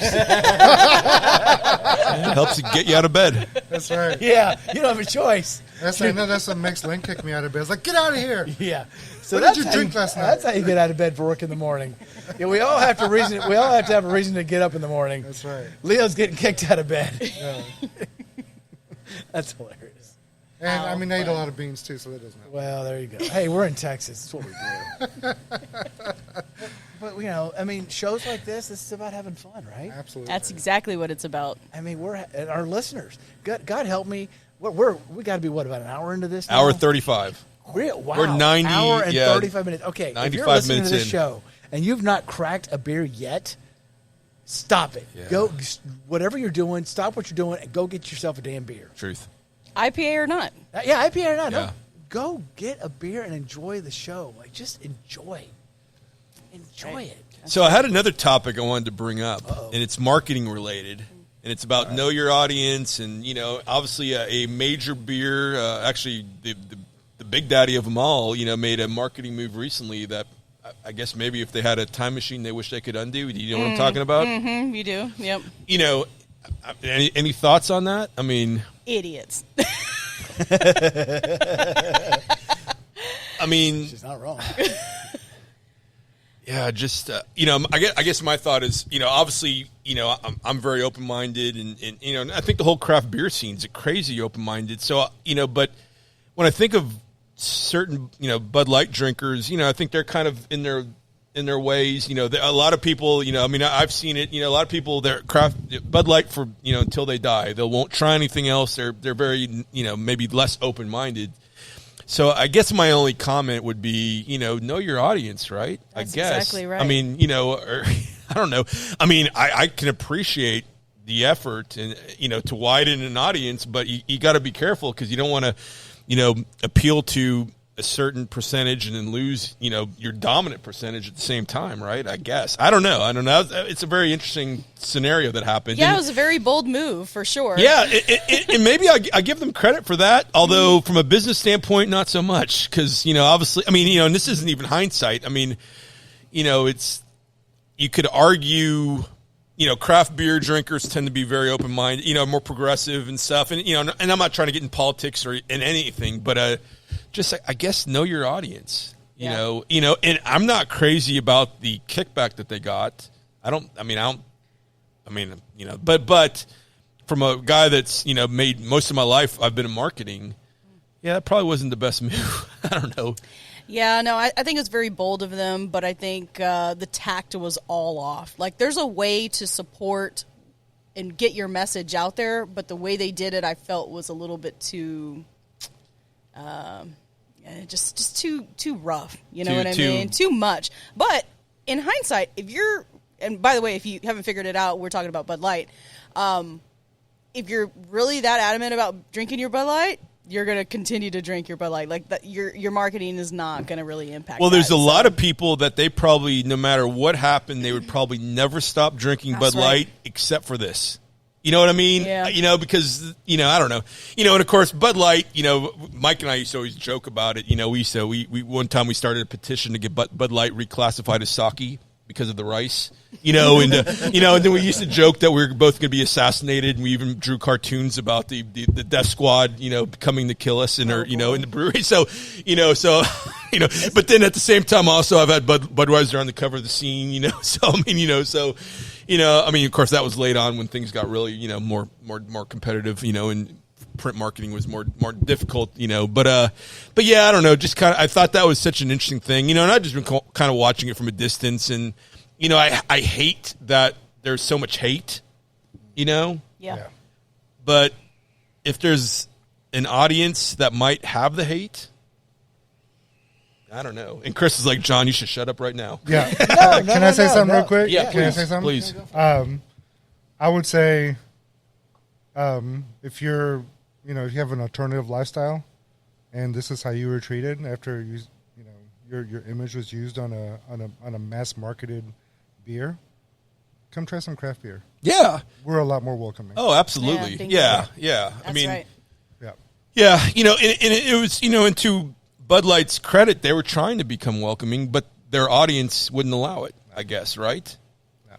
I mean, I don't know. I mean, let me ask you this, and I can't say this, I don't know, but before this happened, before this, the new cans, all the billboards, all the things that happened, all the social media that came out of it, and I don't care if you're Republican, Democrat, straight, gay, whatever, doesn't matter. Before this, how many Bud Light drinkers do you think were drinking Bud Light because of politics or because of whatever belief system? Nobody. Yeah. Nobody. Not one. And that's where they made their mistake. That's where they made the mistake. That's where it's they like, made the mistake. Stay in your lane. Yeah. Your lane is to make beer. Mm-hmm. Stay in your lane. That's right. Okay? Yeah. And so, you know what? I'm quite sure that Bud Light, in fact, I know Bud Light is on tap, and of course, in numerous millions of bars, but also probably a lot of gay clubs and probably a lot of other different clubs. Well, they've lost right.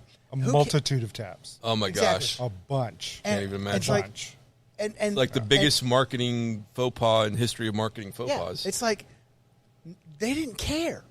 It's like there has to be a certain point where you're like, and look, I think especially in the last 7 or 8 years at least, we're all just wearied by politics. Yeah. I mean, there's just a degree. It's like I want a part of my life to not be influenced by politics. Amen. Bingo. Yeah. Yep. That's Can it. I just drink a damn beer? Yeah. Can I just drink a freaking beer? And so I don't care. Gay, straight, Christian, not Christian, whatever. I don't care. Drink a freaking beer and just enjoy whatever you want to drink because you want to drink it. And Bud Light screwed that up. Somebody in marketing at Bud, I hope they lost their job, but they screwed this up because now it's about politics. And now you've got people that are like, I'm never drinking it because of this, or I'm never drinking it.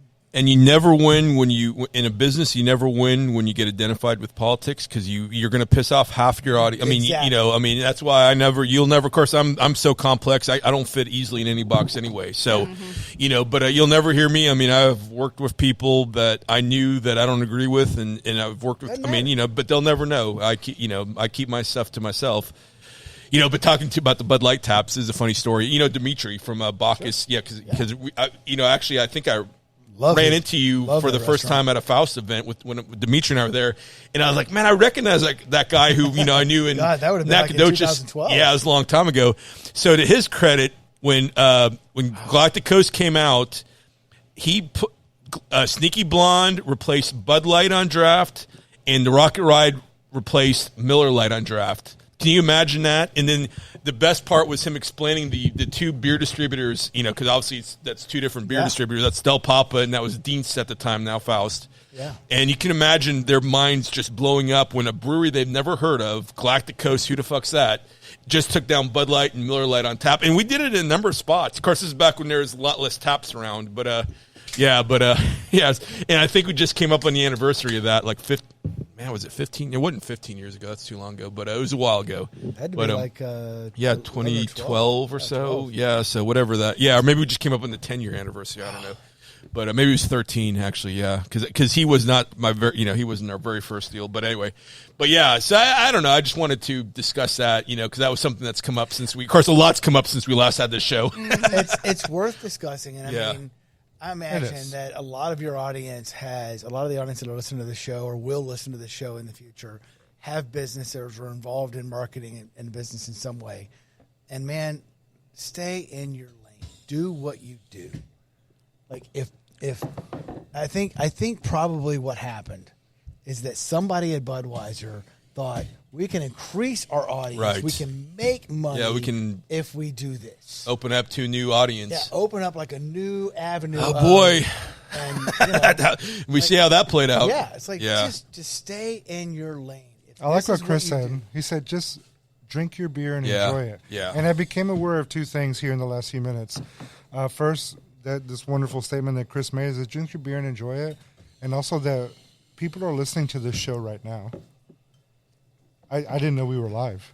yeah. And now I'm we're really live, embarrassed because my buddy Carlos, who's the sales manager at Spindletap Brewery, texted me and said, "Hey, tell Chris that I'm having a hazy IPA in his." Oh my God!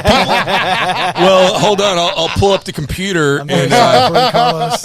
I'm sorry for you. And apparently, Carlos is one of 1.38 million people listening right now. That's fantastic. Or maybe that's 1.3. one. Maybe that's 1.38 person. I don't know. 1.38 Yeah, I persons? think it's probably more likely. Yeah. So If maybe he's a hazy Or maybe IPA we have drinker, maybe he's- it's 11.38. He's the I don't know. point. it's 38. Carlos and his dog. Okay. Yeah. Yeah. Yeah, Well, hey, okay. Carlos, thanks for listening, brother. Hey, You know and what? I'll I'm take not it. sure if I said it on the air or not, but Spindle Tap's my. I mean, man, that's my go-to. No, right you now. already said Galveston Island's your favorite. Well, and your no. go-to. Well, I It's mean, too well, late. that's the thing Can't about take you, it man. back. You've worked for my favorites. You know, I think it's awesome. I love First of all, Mark. thank you, Carlos, for that because drink your beer, man. Enjoy whatever beer you want to drink. I will always be a fan of anybody supporting craft beer. Drink what you like. Yes. I don't have to like the same thing as you. Drink what you like. Hey, And he also speaking of- says that he needs a sippa. No, shut him down. Shut him down. Hey, you know what? Maybe I'll bring it back. Well, if he means a Chris needs a bag of money. Spindle Yeah, Tap I IPA, we're drinking one because this will be, I guess, our last beer of the evening. Spindle Tap Brewery Super Juicin' Double IPA. It's a little old. Sorry, it's been sitting in the back of my fridge. That's okay, man. But yeah, this is juiced in double IPA, but it's the super version, which is it features the thiolized version, the yeast basically, thiolized yeast. So, And it's about the 500th example of the Astro Rainbow Colors, which was created by Brook Forest resident Jack Imuni, who created the famous Astro jerseys as a contract job back in the 70s. And let's face it, you see it everywhere. Love that color orange scheme. pattern, Yeah, the yep. orange kind like of this can. orange yellow. It's beautiful. Yeah, that is a good looking can, right? I mean, Spindle Tap has always had the Yeah. best looking cans, man. They're great. Yeah. Good stuff. Yeah. But they did drop Mike Tyson from the artwork, right? yes. Leo's quiet. Oh, Drop you're it. talking about the Punch Out beer? Yes. Yes. I think they lost a couple of cartoon Knockout? characters. Yeah, Yeah. characters are gone. Yeah.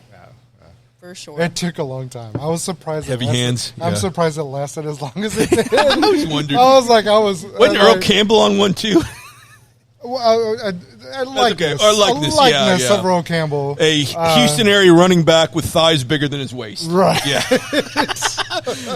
Maybe from Tyler, Texas. Maybe. Might have played nose tackle on punt, for the UT Longhorns I back think in the day. I think Hook 'em horns. I think the image we use was a guy from Huffman, Texas, way north of Tyler. Yeah. I'm Okay. sorry, Huffman's like a little podunk town here in Houston. Yeah, It's like- Tyler ain't much bigger. I've covered some high school football in Tyler back in the days. I Yeah, did too. yeah, Rose Stadium. Yeah, Tyler Lee, John Tyler. Longview. Man. Yeah, well, I mean, Marshall. At one point, I covered the number one team in the country, 3 consecutive. It went from Lufkin to John Tyler to Longview.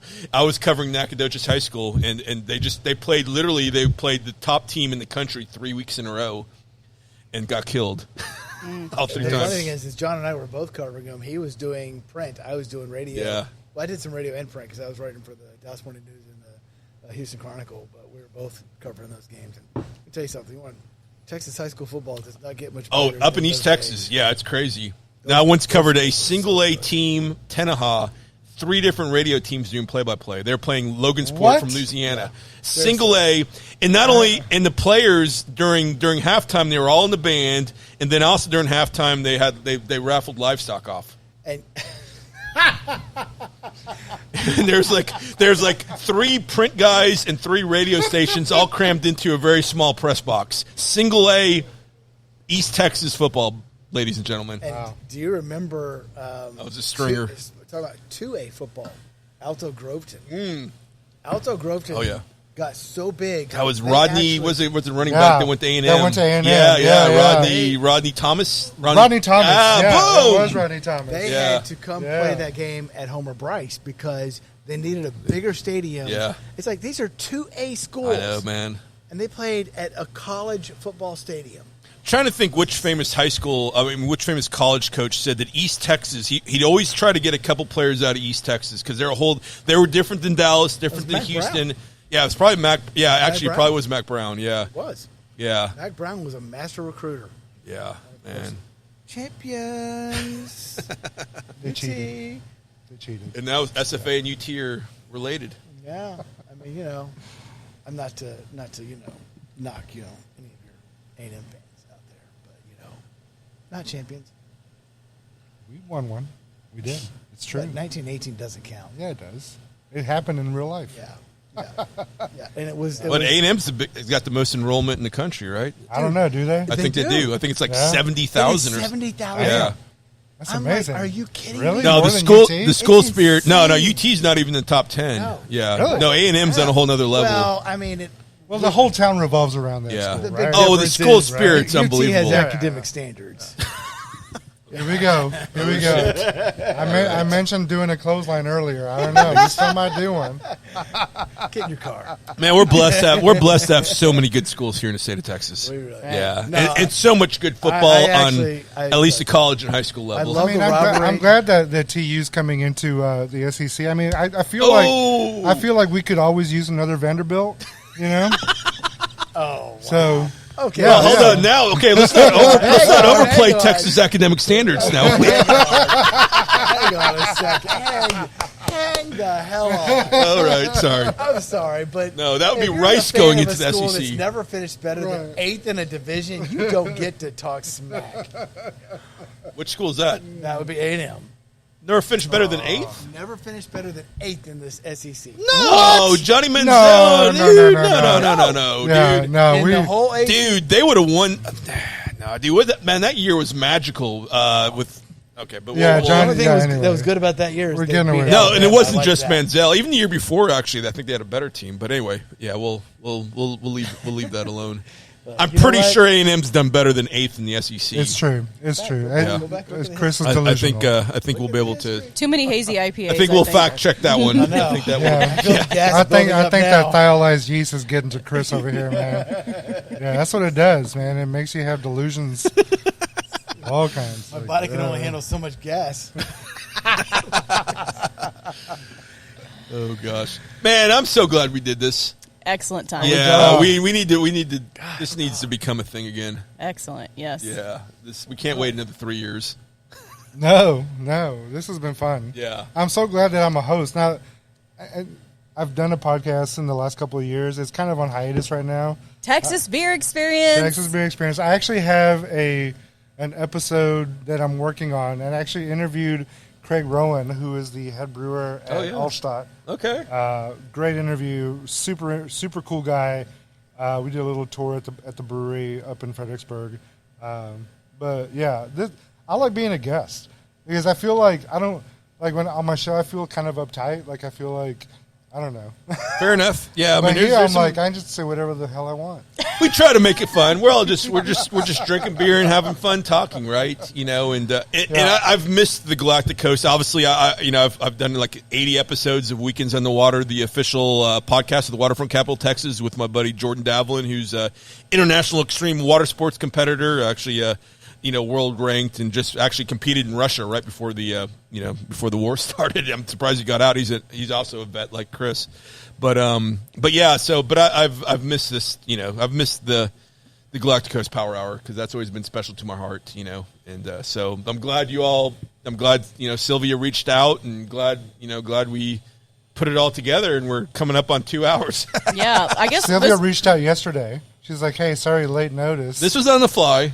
it was. Yeah, About an hour after I I'm found out glad we were going to do this. it worked out perfectly. I mean, because I was in Galveston today, and we're close. Yeah. Here in Pearland, so I was like, "This is perfect timing." So I'm glad I could be here. I've had so such a glad great to have time, you. man. Yeah. Are you going to be at the beer fest? The block party? Yeah. Oh yeah, I'll be there. Yeah, I'll be there too. with the car. Excellent. I'm going to be there. I'm going to be wearing burnt orange. Awesome. Well, since we're talking about the block party, anyone that's still listening, if you want to put a coupon code, I'll save you $5 right now. I'll just put in coupon code Sylvia, Sylvia, and get you a general admission ticket for $5 off. Thanks for listening, and That's the hottest coupon code. You're welcome, Carlos. Again, that coupon code. A .38 listener. Yeah. Right. Sylvia, Sylvia, get you. And again, to get tickets, it's HoustonBeerGuide.com. Hey, Sylvia, do you want to talk a little bit about the Houston Beer Guide? I mean, you've kind of taken that over, right? I mean, okay. Yep. So Houston Beer Guide is your online source for, what's happening in Houston beer. So we're pretty active on social media. And we've got 2 great contributors on board right now, Jackie and Ronnie, who take their time and visit breweries just like, we all do, and write about their experiences and share their love for Houston beer. So if you are a writer, or even if you're not, you just want to share some nice words, in August, we have open guest spots on our website. Feel free to share anything you like, share your love for Houston beer, and we'll publish it and give you an audience to read it. So. Awesome. It's really cool. I shared my my wedding story. Mm-hmm. Was that last year or 2 years ago? I don't Yeah, remember. 2 years ago. 2 years ago, yeah. My wife and I, one of our first dates was over a 6-pack of Fancy Lawnmower. Oh, nice. And we had a half barrel of Fancy Lawnmower at our wedding. And awesome. Showed the picture of us holding 2 massive beer steins with Fancy Lawnmower. That's cool. Yep. Yeah. Awesome. Yep. It's all about sharing your love for Houston beer. That's what we're all about. We want to try to promote the breweries and the even the businesses associated with the breweries. We want to draw focus to that. That's what it's all about. And right now, especially this time of in our nation, kind of what we're dealing with, these breweries need your support. So please go out in the month of August, even past that. Go out, buy some local beer, hang out, buy some merch. That's what it's all about. So. Hey, when you mentioned a writer named Ronnie, it made me think of Ronnie Crocker from the Houston Chronicle. And just somebody that, he's a business writer, but he was really, for a long time in this market, he was really carrying the craft beer. And he wrote an excellent book about the history of Houston beer. Yeah, he was he was a business editor for the Chronicle. I think he's in Beaumont now, right? He was in Beaumont, but I think he's retired now. I think he's retired. Okay. I think he's retired. He retired like 5 years ago. Super nice guy. I've met him a couple of times. That Ronnie is not the Ronnie that writes. No, I know. Yeah, I figured. That's actually my good buddy Ronnie Reisner. Who, okay. If you ever meet Ronnie, he's one of the nicest guys you'll ever meet. Yes, just an incredible human being. Yeah, that's awesome. Yeah. No, but think about Ronnie Crocker and just he was really carrying the torch, in journalism for the Houston beer scene before we even had really, for years. And I remember when we first ran our announcement about our beer permit in the Galveston Daily News. Man, he was on top of it. Man, he reached out to us in seconds. It's like, damn, dude, you didn't miss a beat. Yeah. So. He obviously had a passion for the craft beer scene and did such a good job covering it for so many years. And like I said, he wrote at least one book, I think, about the Houston craft beer scene. Yeah. Yep. Cool. But so when you said Ronnie, it just made me think about, Ronnie Crocker. So give him a little shout out. Good man. Maybe Ronnie Reisner will write a book one day. There we go. Maybe so. Yeah, definitely. Nowadays self-publishing is a lot easier, and Amazon's got a pretty sweet, print-on-demand scenario. I've done a couple books for people, so it's an option out there. What about you, Chris? Any last-minute words since we're wrapping up? Oh man, well, I was going to ask Chris about his missions to Africa. Yeah. Oh man, that's that might be another, but yeah, man. What's your question? If you want to give us 2 minutes or 3 minutes about that experience, I can't even imagine. I remember I was just following you on social media and thinking, man, that is fucking admirable and awesome at the same time. Let me tell you something.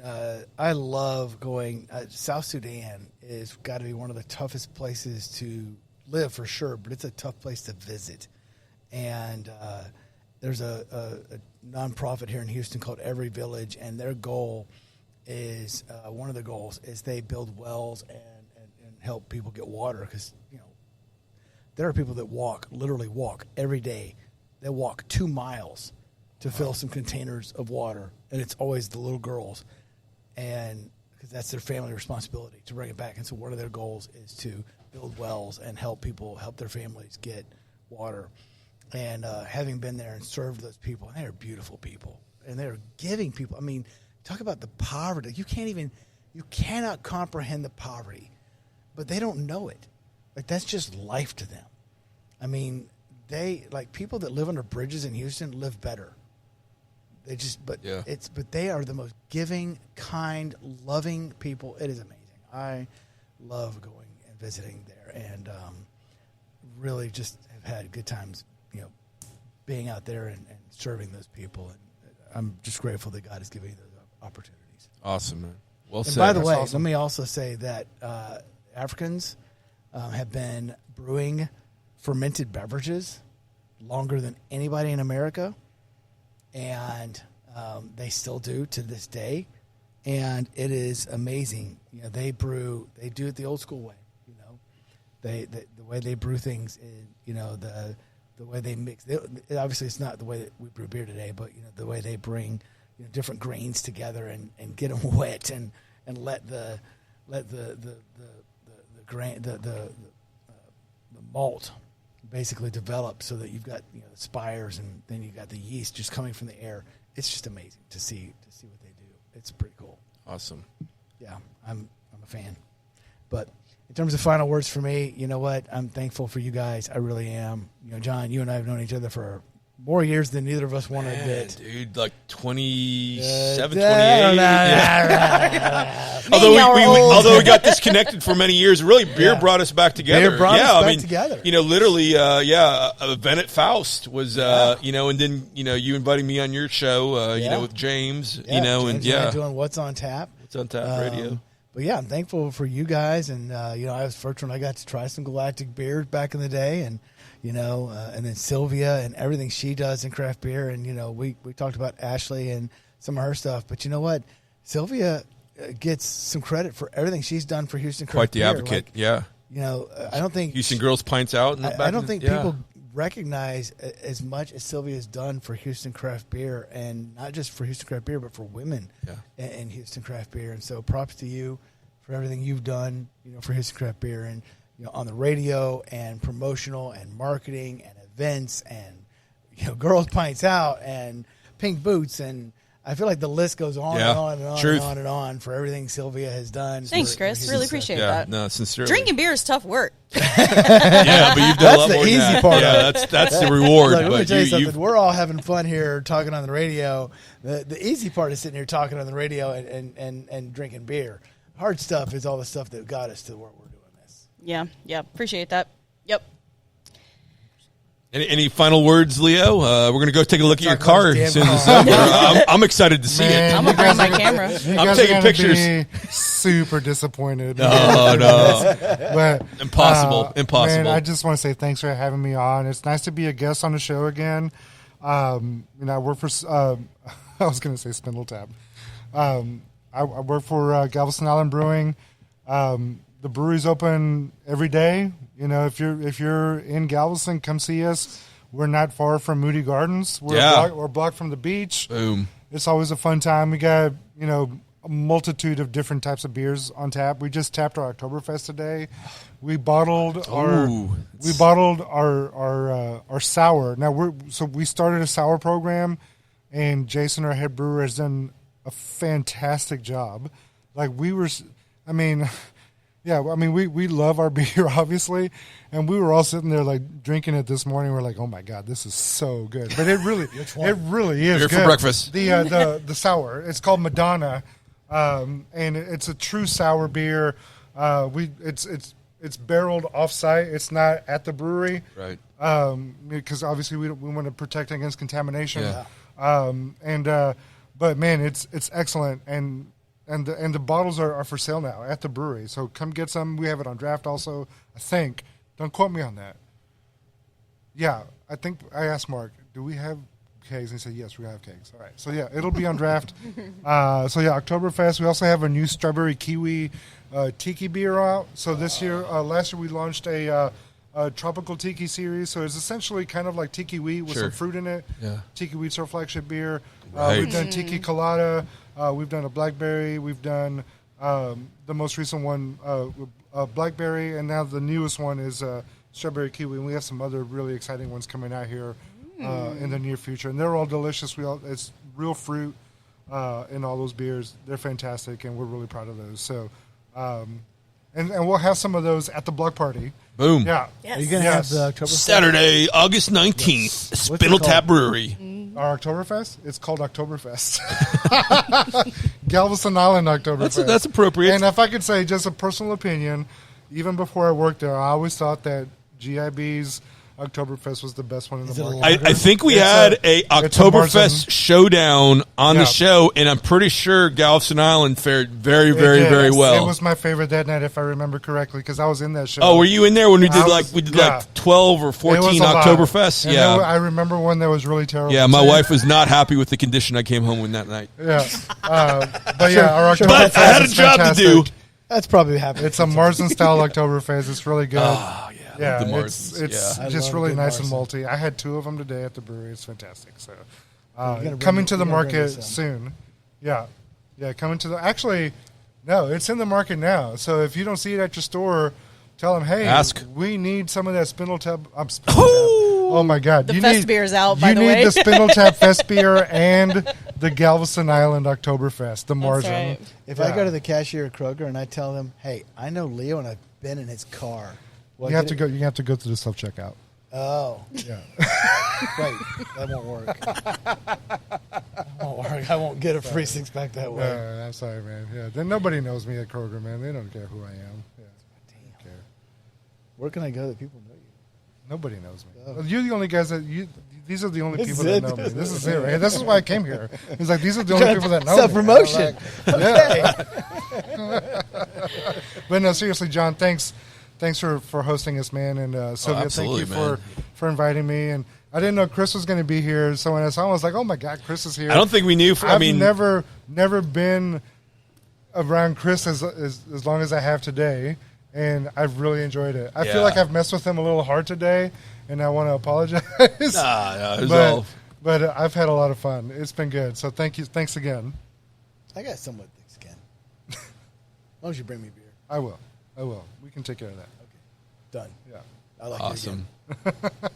Well, hey, we appreciate. Well, Sylvia, do you have any final words before I come to the block party? It's going to be a real great time. Let me just say, I'll be there early. So if you want to show up early, come and hang out. If you want to show up late, that's good too. The after party is going to be lit. Dance party inside the tap room. Great music, great people, even better beer. You got to be there. Please get your tickets.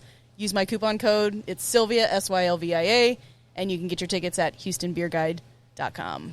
Saturday, August 19th, Spindle Tap Brewery. Yep. Hey, thanks everybody for listening, and we promise we will not go 3 years before our next episode. Yep. Space travel. Beer. Does this look infected? Beer. Boating. Did we mention there's beer? Hey, thanks for listening. We'll be back next week, we think. Thursday nights, 7 p.m., Galactic Coast Power Hour. I gotta pee.